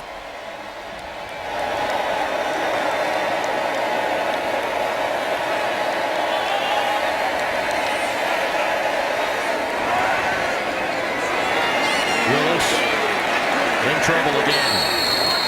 Sacked back at the 21. I'll tell you, just a 4-man rush. And again, Willis, that was a coverage sack there. Jacobs and company really corralling him in, keeping him close and tight. The 8 on the back end, ensuring that he doesn't have anywhere to unload that football. 5th sack of the day for Baylor defensively. Jamie Jacobs, 43, the sophomore from Midway and Waco. Nicholson waving everybody off. It's out of bounds, and again they get the ball plus 40 on their side of the field. Only a 30-yard boot. Baylor offense kicking in on all cylinders. The cannon is back. The trigger's in good shape on the bench. All lead and the ball at midfield. Their second series of this half. Zach Smith, the freshman sensation, is in at quarterback. Coming into today's game, he was 6'11" for 65 yards and a touchdown. And is adding to that total today. That pass is complete on the curl to Blake Lynch. 3 catches for 80 yards in that Iowa State game. They had to work hard to get that one. And I want to tell you, we may find out tonight when the Cyclones play the Longhorns. They're legit. They should have beaten Oklahoma State last week. Let them off the hook with another big lead. And it's only a matter of time, I think, before Iowa State gets into the win column in this league. Yeah, Matt Campbell's getting all he possibly can get out of his team. So young, but so willing. Jermichael Hasty with some extra effort. A late burst to get him inside the 40 to the 38-yard line and a first down. You know, there were just 7 teams with 2 1,000-yard rushers a year ago, Spencer, and Baylor was one of them. And Johnny Jefferson is no longer with the team. He had some personal issues, and it was announced some 5 weeks ago that the junior was leaving the team but would be returning at some point once his family issues were taken care of. It's an amazing thing to think about how talented they are at wide receiver and in the backfield. Smith will take a sack this time back at the 45-yard line. Anthony Oliva did a nice job of blowing that up, and you can see again he comes downhill right here and just nails Zach as he tries to pull the ball out at the mesh point. Oliva does a nice job of shutting that down. Senior from Renton, Washington, came by way of Arizona Western. Smith again gets free. Had that ball on the left-hand side towards the boundary where my old friend Spencer Tillman likes to see the ball carrier tote it. Stopped at the 30-yard line. A healthy pickup there on an ad-lib job. It's all about, as Katie looks on, it's all about the small things. Oliva again with the stop of Jamichael Hasty this time. About a foot to go on 4th down. Less than a yard. It's Hasty, and it's a first down.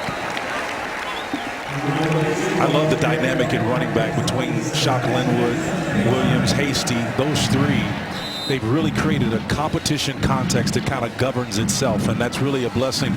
And when you got to deal with the things that this team has had to deal with off the field, that's just one unit. That's very much a big part of what this running offense does that you don't have to worry about nearly as much. It's almost self-governing. For the record, that was the 11th 4th down conversions of the season for Baylor. Plenty of time. Beautiful out and up. Smithson was there covering Lynch. Ball was not thrown where Blake would have liked it. I loved the route that he was running, though. Well, Anthony Smithson, Fish, does a nice job of defending on this play. And again, he's so smart, is Anthony Smithson. He's really a finalist for one of the awards, the Class Award. It's a national award that goes to about 30 different people, and they honor them for community, classroom, character, and competition. And he's one of those elite players that performs on and off the field, and so he's a smart cat. We just got that word, I think, late last night and early into today. And Jamichael is slow to get up. I think his noggin may have hit the turf the wrong way. Yeah, people think the turf is soft. I mean, first of all, this stuff has shredded tire parts in the middle on the field down there. Let's see how he hits here. Yeah. Let's see here. This is a good angle right here. It could be. It's slow, and it doesn't give you the sense of how much or how great the impact was. There's no question that his helmet made contact with the turf first.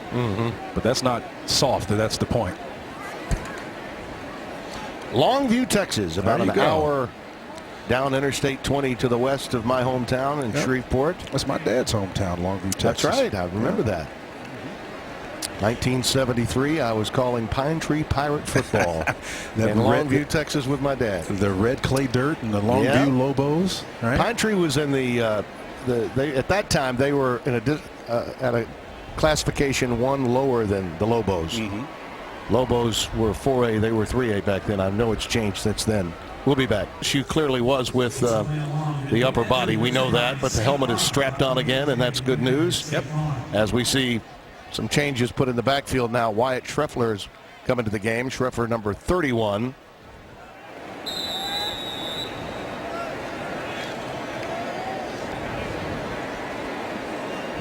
Josh Malin's also in the game. The tight end spot, 41, and there's a sack. Some pressure up the gut that time. This Kansas defense, that front 7, whether it's a 3-man or a 4-man front's been very active today. Dorrance Armstrong, the first to get there, but Daniel Wise helped him. Well, DeIsaac and company then on those little cross stunts up front with just 4 able to get to the quarterback. And again, Zach didn't have much where to go because of those 4 men contained him.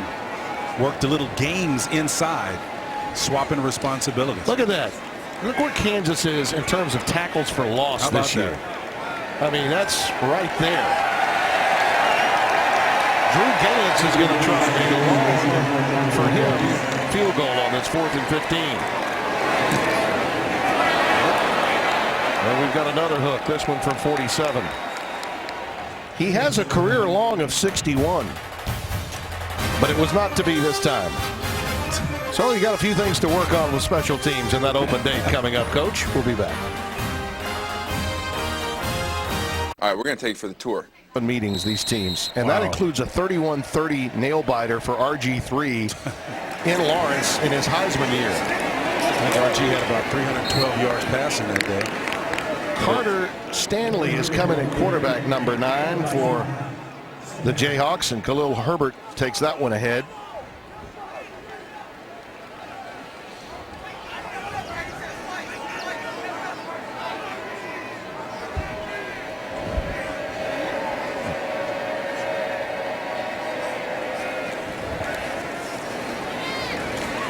Stanley keeps it himself. Stanley didn't have much room to run there. Again, that defensive front with K.J. Smith, Ira Lewis, and Greg Roberts all over him. 3-star recruit, a redshirt now in his first season from Vero Beach, Florida.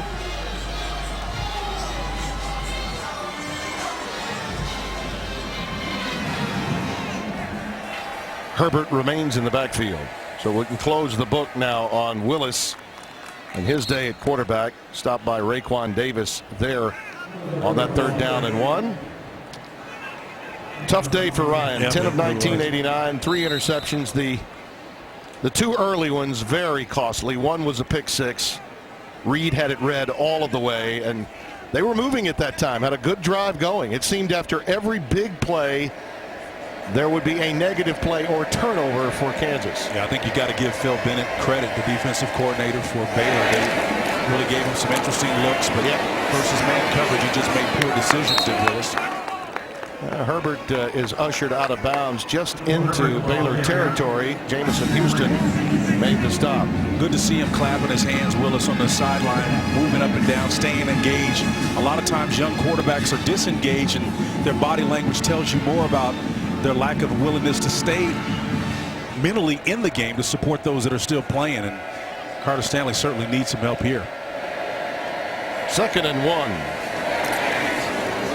Herbert. I don't think he got there. No, he did. Stopped at the point of attack at the line of scrimmage. You know, they call that area. Are they going to give him the first down? Wow, that's a heck of a mark. That's one of the best left foot marks I've ever seen. If you get a right foot mark, it's never a first down. You get a left foot mark, always a first down. Well, the line judge was actually standing on the stick, so he never moved. So tick, tick, tick. Let's just keep the ball game moving, fellas. Herbert and Evans in the backfield. On 1st and 10 from the 46 of Baylor. Herbert again. I'll give him a couple. They call that area in Vero Beach, by the way, the Treasure Coast. It's where the Los Angeles Dodgers for years had their training camp facility, and the New Orleans Saints actually, when John Mecum owned the team, had his training camps there back in the day.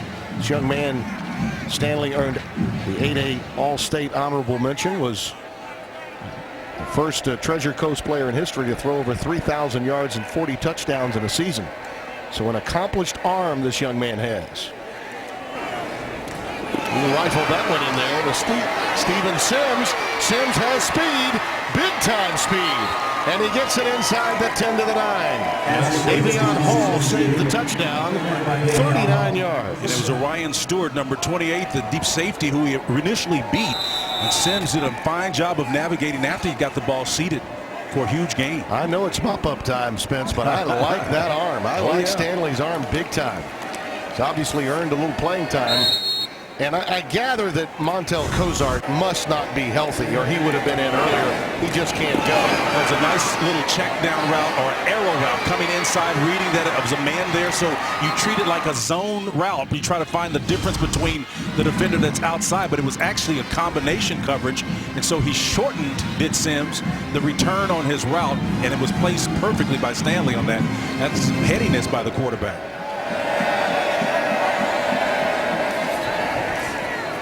Post corner, incomplete. Harrell, the intended receiver. That was Orion Stewart again defending on that play. You can see he's manned up, press coverage, nice bump off of him, and Orion gets his hands right in front of him to deny the opportunity there. Quarterback had a notion. The ball was well thrown. Orion just a better defender. Yeah, he's stout. Yep. Ryan Reed, Orion Stewart are big-time talents in that back end for Phil Bennett, the defensive coordinator. Long, rangy, confident guys. There's Phil there. Former head coach at SMU, longtime assistant. He's had some great defenses in his day. Going for the fade. That one will bring a penalty flag. Intended for Hartzog. And Tion Wright and Hartzog are going at it.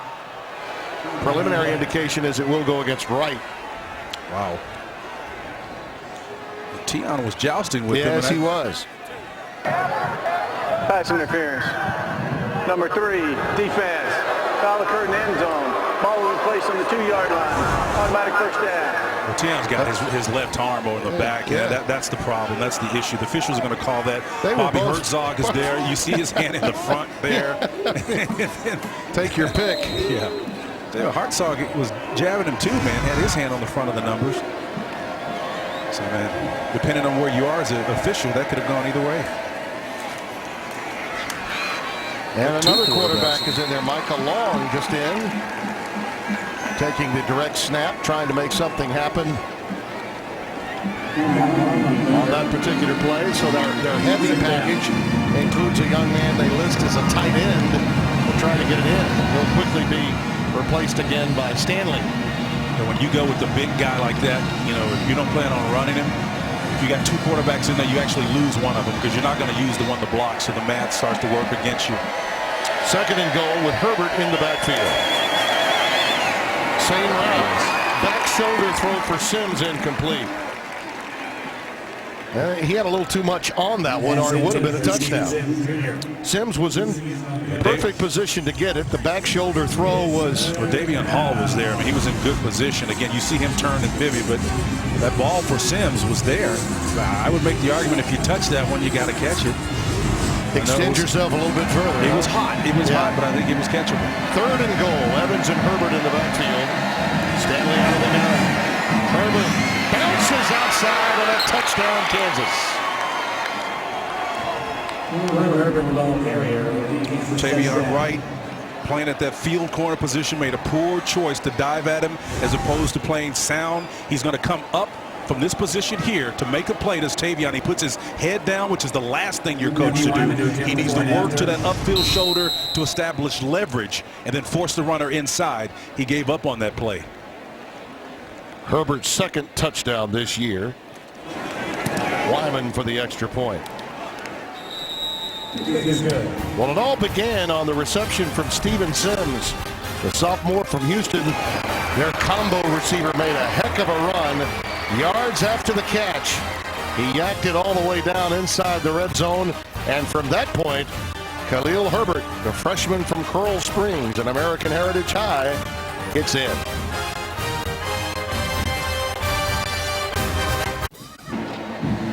There's Khalil Herbert. Finally gets Kansas on the board, culminating a 69-yard drive. Trevor White is back deep awaiting this kickoff from Wyman. And it'll be a touchback. Let's get back to Los Angeles. Mike Hill has this game break for us. Mike. Hey, Tim, number 14, Florida State, of course, coming off that thriller over Miami, hosting Wake Forest. DeAndre Francois to Auden Tate. Look at that grab in the end zone. Remember, the Noles host number 3 Clemson next week. Right now, they're up 17-6 in the third. Tim Spencer, back to you. Yeah, the Demon Deacons trying to hang with the Seminoles, and that obviously brings back a lot of memories, for me anyway, of Jim Grobe and the remarkable job he did, his 2011 team going all the way to the Orange Bowl, winning the ACC with 11 wins. Riley Skinner was his quarterback. Long thought by many that have covered the game of college football, one of the most miraculous stories for a school of that size, with that little enrollment, to do what they did. And one of the reasons he's here is because of that. That was a nice play. There's Hasty again, out to the 40-yard line. Greg Allen made the tackle. Well, you want to talk about a guy that makes you miss. See you later, bye. The nice move. Hasty shows you the quick athleticism and the speed. to just leave a defender standing there. That's impressive, man. Courtney Arnick. That's quick. Wow. Talk about quick twitch. He's got it. Schrepfer ahead for about a yard, maybe two. Second down. Good pickup on the first down play, though, by the young man. Gets it out to the 36-yard line, 46-yard line. Well, the thing about this defense, man, they're not giving up. They're still are the Jayhawks running and chasing to the ball, trying to stay true to what's defined their success and improvement so far. Wow. Oh, they're just wide open for him. Wyatt Schrepfer's got to be going, I've never seen this much green grass in my life.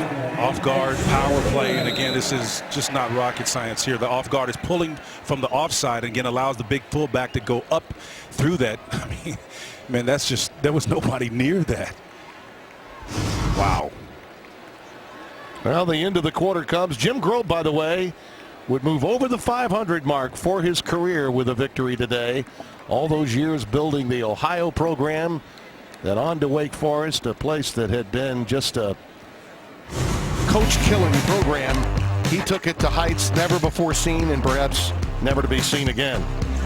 Now he's in control of a Baylor. There you see the score by quarters. This one done really by early second quarter. As we open the fourth, Jermichael Hasty looking strong with those fresh legs after such an outstanding and yet another record-breaking performance, this time in touchdowns for Shock Linwood, getting up to 36. And again, that's part of the psychology that's going on in that little triune of runners for Baylor. It doesn't matter that they're up here with 49 points. The bottom line is they're competing against one another for starting time. Linwood showed last week that he's the type of guy that can come back and reclaim that form that made him the all-time leading rusher. Well, it looks like you're going to have a false start here. False start. 76 of the offense. 5-yard penalty. Remains second down. Mo Porter, the right tackle, Shock the Linwood. guilty party. There's Shock. Yeah. He really is a very effective runner. He's physical, tough. Learned a very valuable lesson about staying engaged this year. He didn't like being on the bench. He took it personal. Came into the game 84 yards shy of 4,000. Sixth all-time in the Big 12, that would be. And there you see he's 40 yards away from that in the aftermath of the performance today. Nice. Wide open for 6. Count it. That is Strickland. That was like taking candy from a baby. Al Mayberry, the freshman from Tulsa, Booker T. Washington High School, was burned from the get-go. We've got a flag down at the line of scrimmage. Ineligible receiver downfield. Number 57 in the offense. 5-yard penalty. Replay second down. The old downfield too quickly for the left guard, huh? Tanner Thrift is guilty here. Al Mayberry, as they say, what you say, Hornets. That's what they call them in Booker T. Washington and Tulsa, Oklahoma. Look for 57 getting too there's far the down. beat. He's down. There he is right there. Gets a little bit too far down the field. Yep. That was just a concentration thing. That was not an RPO. No, it wasn't. That's not what you normally see that called because of the run pass option plays in the game today. He got a little bored there, Spence.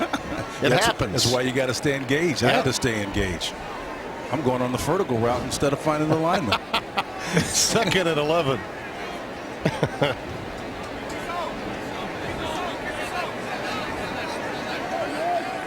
Malin, the sophomore, 41, lines up in a power position and takes this catch and then drops it. Yeah, you know, he really wanted it. Hasn't had many opportunities, the youngster. Playing behind veterans like Forbacher and, well, actually, Tecklenburg is a freshman, but a big redshirt freshman that gets a lot of playing time. In fact, had a TD catch earlier this year. Yeah, you know those little quick hitting pop plays for tight ends, they really love it. And Josh had one opportunity in his hands because usually there's a safety that's left over the middle of the field. You run over that guy. Third and 11. sweep to Lynch. On the jet sweep out to the 37-yard line. Maybe we'll actually call it the 38 of Kansas. Allen was down there. Coming up. Allen was there to stop. I think Blake Lynch thought he would have a little bit more. And again, just a great defensive play by Allen.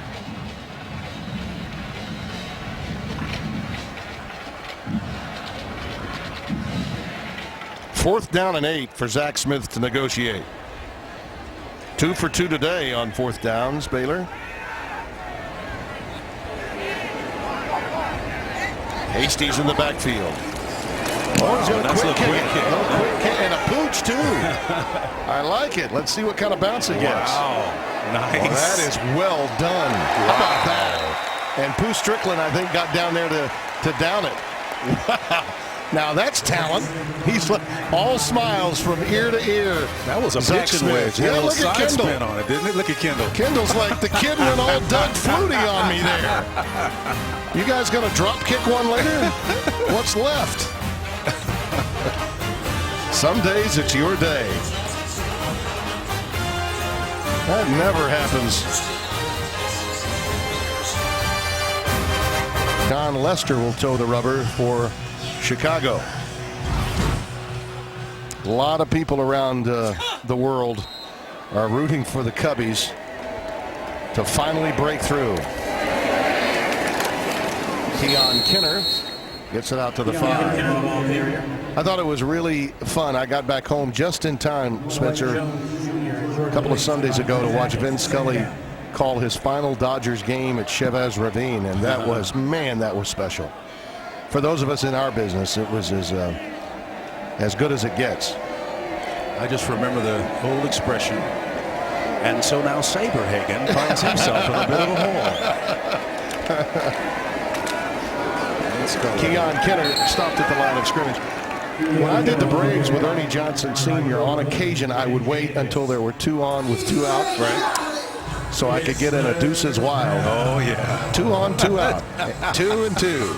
Deuces wild. Nice.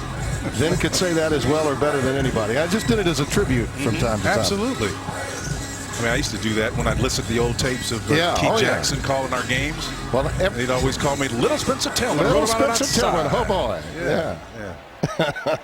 He's gone. Well, he's up there on Mount Rushmore with Keith, Vin Scully, and called a lot of big-time football games, golf, you name it. He's much more versatile than just calling baseball, but he was the best wordsmith for baseball for more than for 3 generations. You know, the game of baseball just kind of lends itself to his natural gifts. It alternates between calm and explosive power, and he had command of it and just could paint with words. He and Dick Enberg, who I had the great pleasure of working with as well with the Padres, they both said goodbye to baseball this year, and we wish them both the best. Trevor White is back deep awaiting this punt. And we got another one that's going to go quite a ways. Boy, I tell you, Cole Moose will be, well, statistically, this is going to be a pretty good day for him. As we used to say in baseball, box score Brando is going to go back to see how I did. Oh, I went 2 for 4. We may have lost, but I had a good day. We'll be by himself. That guy's a beast. He's got Peppers in there, a defensive guy. I'm glad to see that. He deserves to be a mention at the very least. It's just tough. I had to go back and look at Woodson's numbers during the year when he won it, and it's a different era. But I want to see more offensive production out of him, then I'll be more firm with that declaration. This is the junior Wyatt Schrepfer again. 5'10", 205 pounds. Went to the Colorado School of the Mines. Played for old Bob Stitt there. 23 carries, 89 yards in the season coming in. Really interesting story about this young man. He actually got caught mowing the lawn during a tornado. Didn't see it. He was listening to some loud music with his headphones on. Had no idea. Got picked up off the ground, this kid. Wow. And lived to tell about it and get in our game today. That certainly makes him a cut above. I think that's Schrepfer gets it out to the 35-yard line. You think I miss those, but I actually get them. I think that's fantastic. If for a millennial to get caught working, man, that's a good deal. I'll take that any day. How about that mouthpiece? Oh. It's like he's ready to go. By the way, Stitt is at Montana. He's been there since 2015. Bob Stitt was one of the gurus of this incredible air raid passing game that's out there. And when I had my daily radio show, I had Bob on quite a lot. There's a ball on the ground. Schroepfer dropped it that time. Mouthpiece and all. I believe Kansas got it. They did. Just when we were beginning to talk so nicely about it. Devontae Mosby on top of it for the recovery for Kansas. Yeah, and Anthony Smithson popped him real good, number 9. He just put a textbook tackle there. The head right in there. Helmet on the ball. Ball comes out, not secured properly. And so Smithson did a fine job of creating an opportunity. You can see it's textbook right there. They don't coach it anymore. We'll put your helmet on the ball. But that's what they used to do back in the olden days. A tornado of a different kind he dealt with there. Yep. Put your hat on the ball. That's what they used to say, Timmy. He's been doing that a lot. He's a heck of a player and a leader on this stop unit. Clint Bowen still doing some heavy-duty coaching on those sidelines. This is not an easy time for the program. Gonzalez takes it, taken out of bounds at the 27. We had a nice long conversation, not just with Clint, but also obviously with David Beatty and even Joe DeForest, their special teams coach. There's a lot of positive vibes coming from these guys. They're doing everything in their power to make sure these guys know that the lingering residue of the past need not stay with them from game to game. But they're going to need Spencer, as Herbert is stopped at the point of attack. They're going to need one of these close calls to go their way to get some of these young guys to finally buy in. Yeah, but here's the thing I noticed about David Beatty and talking to him. He understands there's an anatomy to the success process. And there's a point at which it's kind of like an iceberg where you don't see the substantive work that's being done. It doesn't show up in the win column, but you can see it on the defensive side of the ball. The statistical categories, the graphic that our crew showed earlier about how they're up there with the Ohio States and the Michigans and tackles for losses. You measure those on the defensive side of the ball. Yep. Got to stay away from those plays, though, on the offensive side. Clay Johnston finally dragged down inside the 15. And it's Carter Stanley who did not want to give up the pick 6 and was able to run him down. And same really kind of interception that we saw Ryan Willis throw earlier today. Well, it was just a 3-man rush, so there was no real pressure there. Again, 2 defenders around him. That's just an ill-advised pass. I mean, sometimes when you're trying to make a 50-50 ball work for you, you've got established relationship with the receiver, and he gives you the ability to warrant making that choice. I don't think that was a quality choice here at all. He just sat on that, squatted, and the ball's headed the opposite direction. That's poor decision by young Carter. And really the other thing that I noticed, and you give the kid credit for running him down. He's an outstanding athlete, as is Willis, really. But what I noticed about Ryan Willis, and now the coaching between Beatty and Stanley's taking place, is he'll make that one read, Spencer, but I don't see a second. Yep. It's almost like one look, and then you begin to tuck it and think about trying to get something done with your legs. And believe me, that will show up later when teams start to add that nuance to how they defend him. The cornerback coach will start to say, take a peek inside and look. You can trust it because he settles on his throws. Yeah. And when they start to be able to put a beeline on that ball, you're going to see more interceptions, and that's what you want to stay away from. The way to remedy that, Timmy, is to have your ability to flash your head and go another direction to control either it's a safety or if it's a corner, direct him with your eyeballs if you're the quarterback. I like what I'm seeing there on the sidelines. Yep, that's a conversation there. He's not ridiculing the guy. He knows he's young, and that's coaching right there.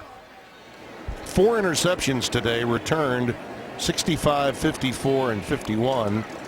And there was another one beyond that, and obviously one was a pick 6 for Reed.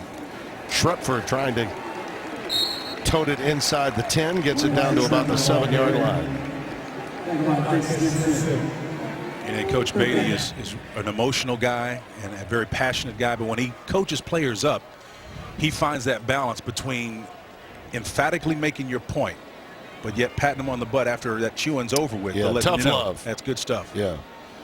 45 years old, had a really solid career as an assistant coach, but his roots in Texas as a high school coach too is very much a part of who he is, and one of the reasons the recruiting has improved, and we are seeing some younger talent that clearly is going to get a lot more playing time and make this Kansas team better in the years to come.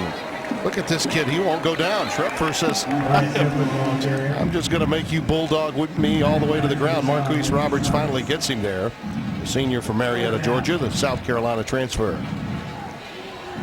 4th down and a yard to go.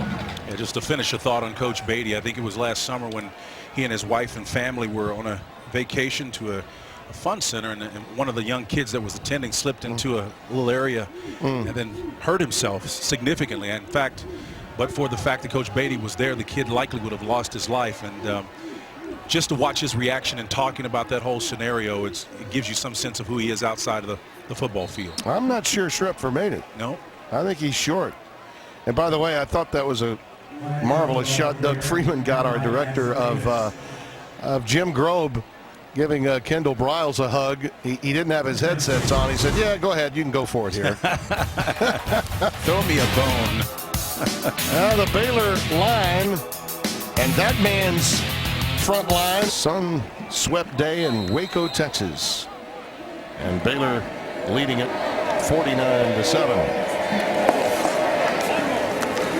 Stanley remains in at quarterback, and Carter stopped behind the line of scrimmage again. I don't know how many times. It's a lot. Okay, they've begun drives with negative plays. The Baylor penetration has just been outstanding today and has left them with many a 2nd and 3rd and long situation. Yeah, well, for the most part, they've done it with Ira Lewis playing what we call a zero technique over the nose, over the center, and K.J. Smith, Craig Roberts at that right defensive end position, and all 3 of them have just dominated. Khalil Herbert gets it back to the line of scrimmage.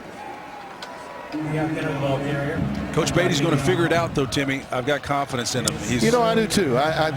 We've seen him enough, and they have been, again, in those positions to get that big breakthrough victory. But I think all too often this is what happens in the aftermath of those moments. Today was going to be one of those tests of whether you psychologically could go on the road and rebound from a gut-wrenching loss, and they failed. Stanley's pass is incomplete. That was a beautiful defensive play there. Really full extension. Keegan Brewer, 17, was the intended receiver. Blake Lynch did a nice job. Lynch did that was just a wonderful defensive job by Davion Hall, number 2, who got the job done there with full extension, the safety. Well, that's textbook right there, man. Not much room to navigate back here, Timmy. No.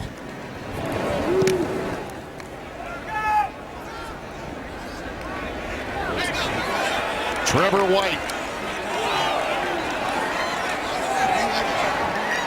Spun down at the 41-yard line. Nice. Baylor defense giving their all. 52 yards on the boot, 14-yard return. How about that by Davion Hall? Wow. Sweet.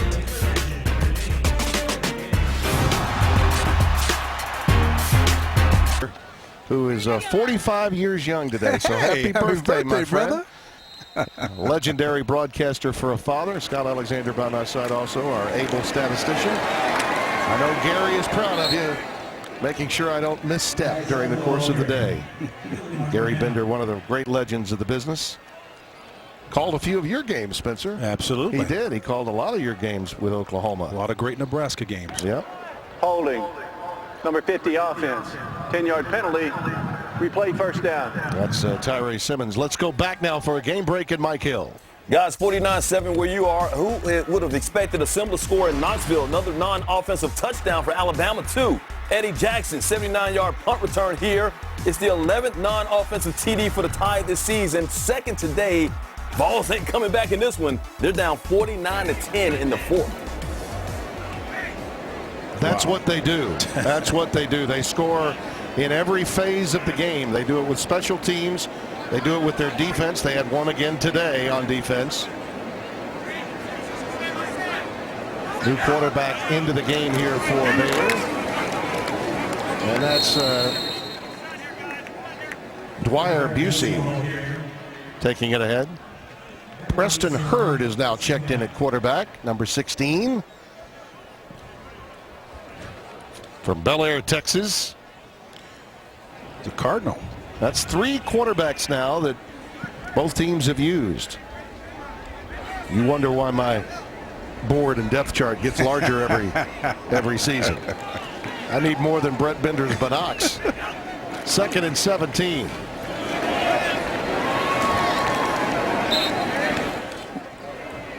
So Hurd keeps it that time. Speaking of Alabama, that's the AP top 10. Clemson got a huge scare.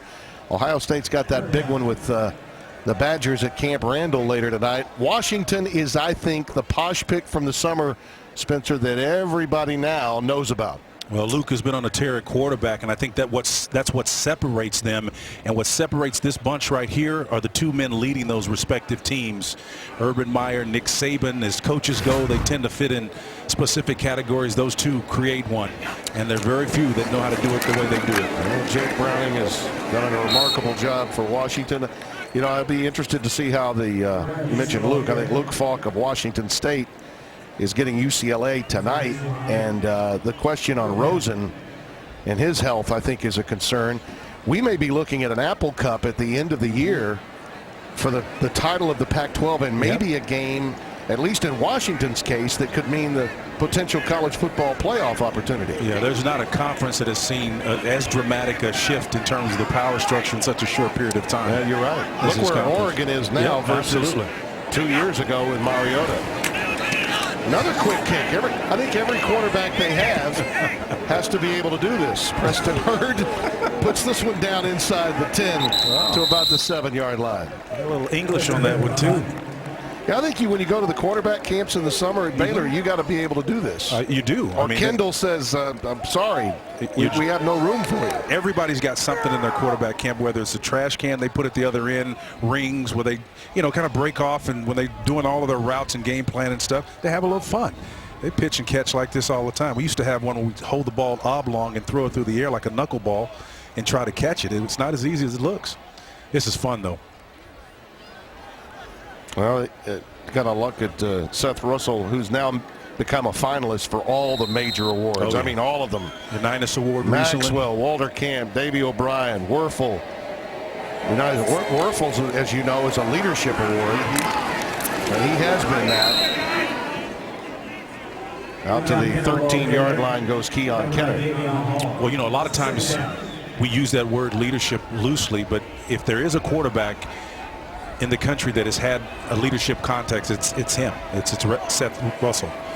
What he's been through, what he's endured physically, surgery, coaches, on-field issues, and as a mission-critical quarterback position, you need stability there to do your job effectively. But he stood tall the whole time and delivered, both as a leader on the field and off.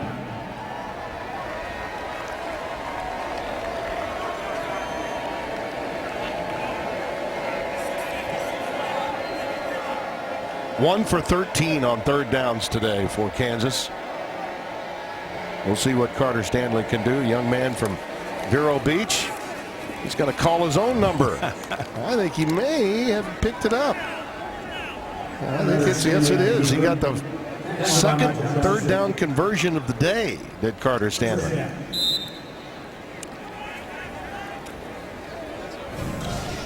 I tell you, I think Ohio State may get a battle tonight at Camp Randall. I've got, at the very least, Wisconsin.